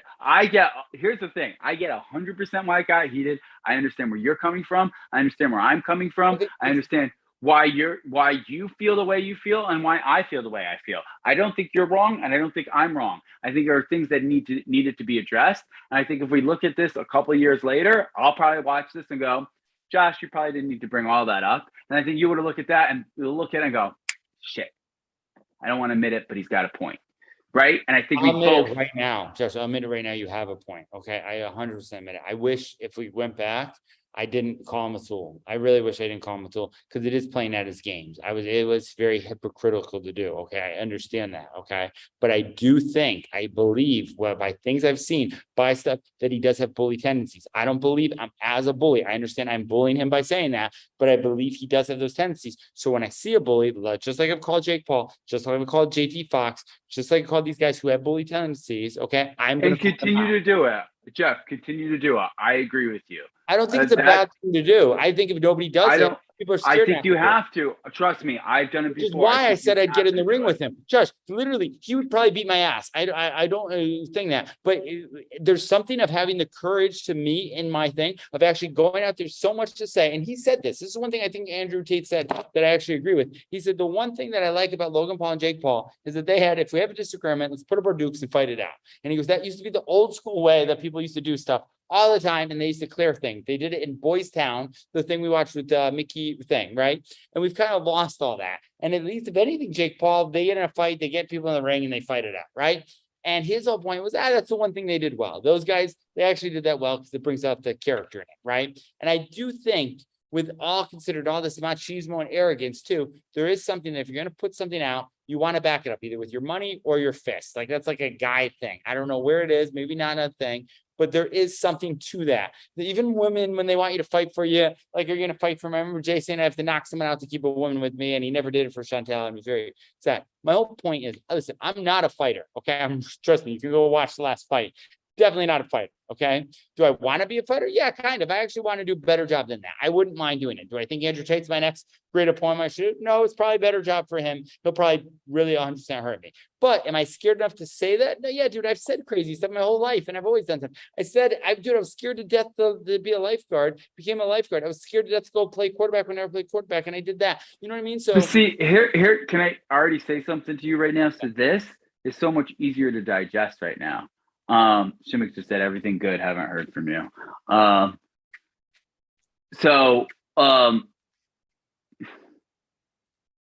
Yeah. So this is more easily digestible because you're saying, hey, I'm scared, but I'm going to get in the ring, right? Andrew Tate doesn't say that. That's you separating yourself from him because you're aware of it. Right. But I think Andrew Tate can't, because of his arrogance and him being a little bit of a tool, he can't admit that he's scared because it shows weakness. And I think he's scared just like anybody else. That's why I think he does help out little boys, I shouldn't say that, but he helps out boys and people like that because he says it's very hard to be a man because it's very hard for him to be a man. And this is the way he coped. And what we're seeing is a whole bunch of coping skills, you know? Listen, I love that, what's his name has him on. Patrick and David had him on. I love that we had this whole conversation. I love that I learned a little bit about myself now in this. And I'm sure this will all come back if I ever do run for president, you know? But I haven't said anything that I don't really wholeheartedly believe, you know? And I think it's good, dude, because if I didn't believe some of it and we just were both even keel, it'd be a very boring thing. We wouldn't go this long. I'd be like, yeah, he's cool, no big deal, you know? Yeah. I just didn't think it would go this long. All right, I have a lot of work to do. I have June to get back to. June's like sending me so many messages about founders equity and everything here that I got to learn. So I think we learned a lot. We learned how, like to quote Jack Sparrow, I think we learned a lot about each other, equanimity, inspirationally, or whatever he says. That's kind of, I feel like we're at that point right now. All right. Dude, I'm exhausted. Me too. I'm hot. It's hot. Dude, I've been up since 4 a.m. I ran for like not enough times. I got to go running again for cardio. And I'm hungry because I'm on this cutting diet.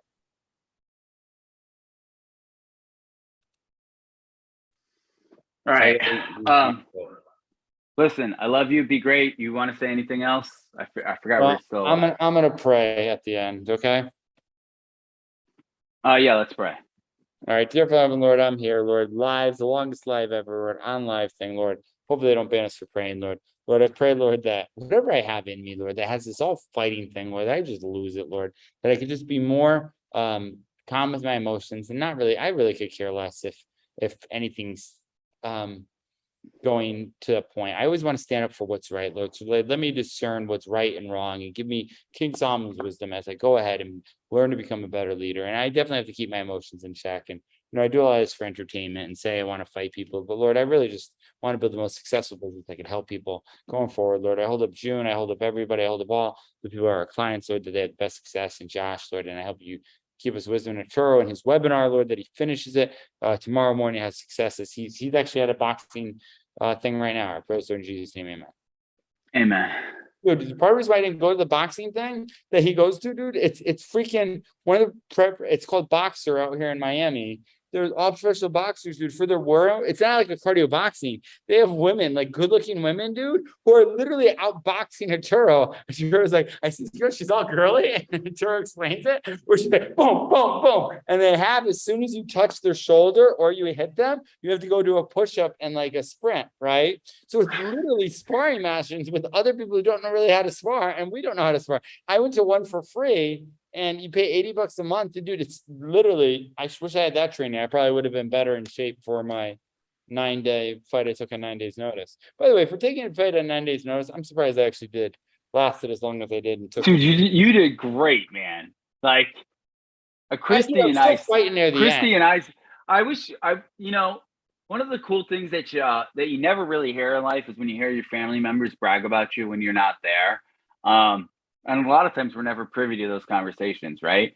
So like Christy and I, we were talking about it. Yeah, dude, like we were proud of you. It was cool. I remember thinking like, wow, Christy and I haven't talked in a while. Now we're on a conversation talking about Jeff taking a fight. This is insane. And we're talking about like how proud we were of you and like how shocked that you were even doing it in the first place. But like, and like how Sean was watching it and like they bought it. Like, dude.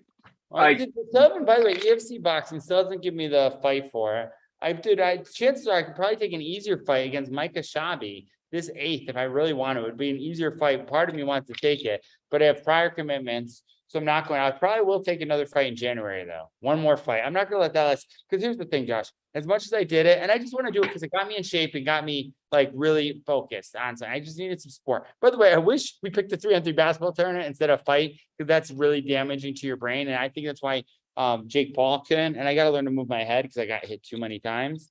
But dude, I had fun. And I tried my best. And I still, even in the last thing when I was probably losing my wits, I was still trying to knock the guy out. You know what I mean? So I have something in a fighter's mentality. I've always had it in there of getting in the ring, all that, dude, I definitely don't lack toughness. You know what I mean?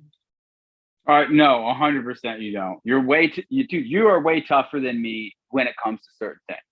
Yeah, dude, dude, I didn't give you everything. I should have gave you everything. You're way tougher than me. No, but part of me loves getting hit in football and playing football. I mean, dude, people are blowing up I have 11 notifications right here.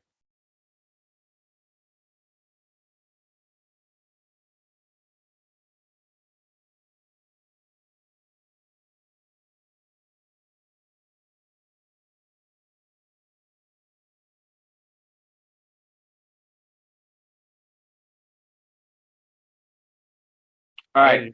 All right. Thank you for praying, dude. Let's be great. Role play tomorrow. Yeah, role play every morning, 8:15. Let's go. Yeah, let's do it. What time is it? 8, dude. It's almost my bedtime. It's 9 o'clock. I got to be up early. I know. I didn't even realize it was this late. It's just 3 hours. We did a 4-hour thing. We went a few minutes. Then we fought about Andrew Tate being a tool. We should rename it Andrew Tate's a tool. We should. I mean, that's kind of what it is. You agree? Is Andrew Tate a tool? Watch this heated debate. June, cut it up, man. June hates it. June's like, don't do the Andrew Tate stuff. June, this is 3 hours worth of shit. I'm gonna be like, oh my God. We got to pick a time for him if we want to edit up. All right. Talk to you later. All right, later, man. Thank you. Great talk.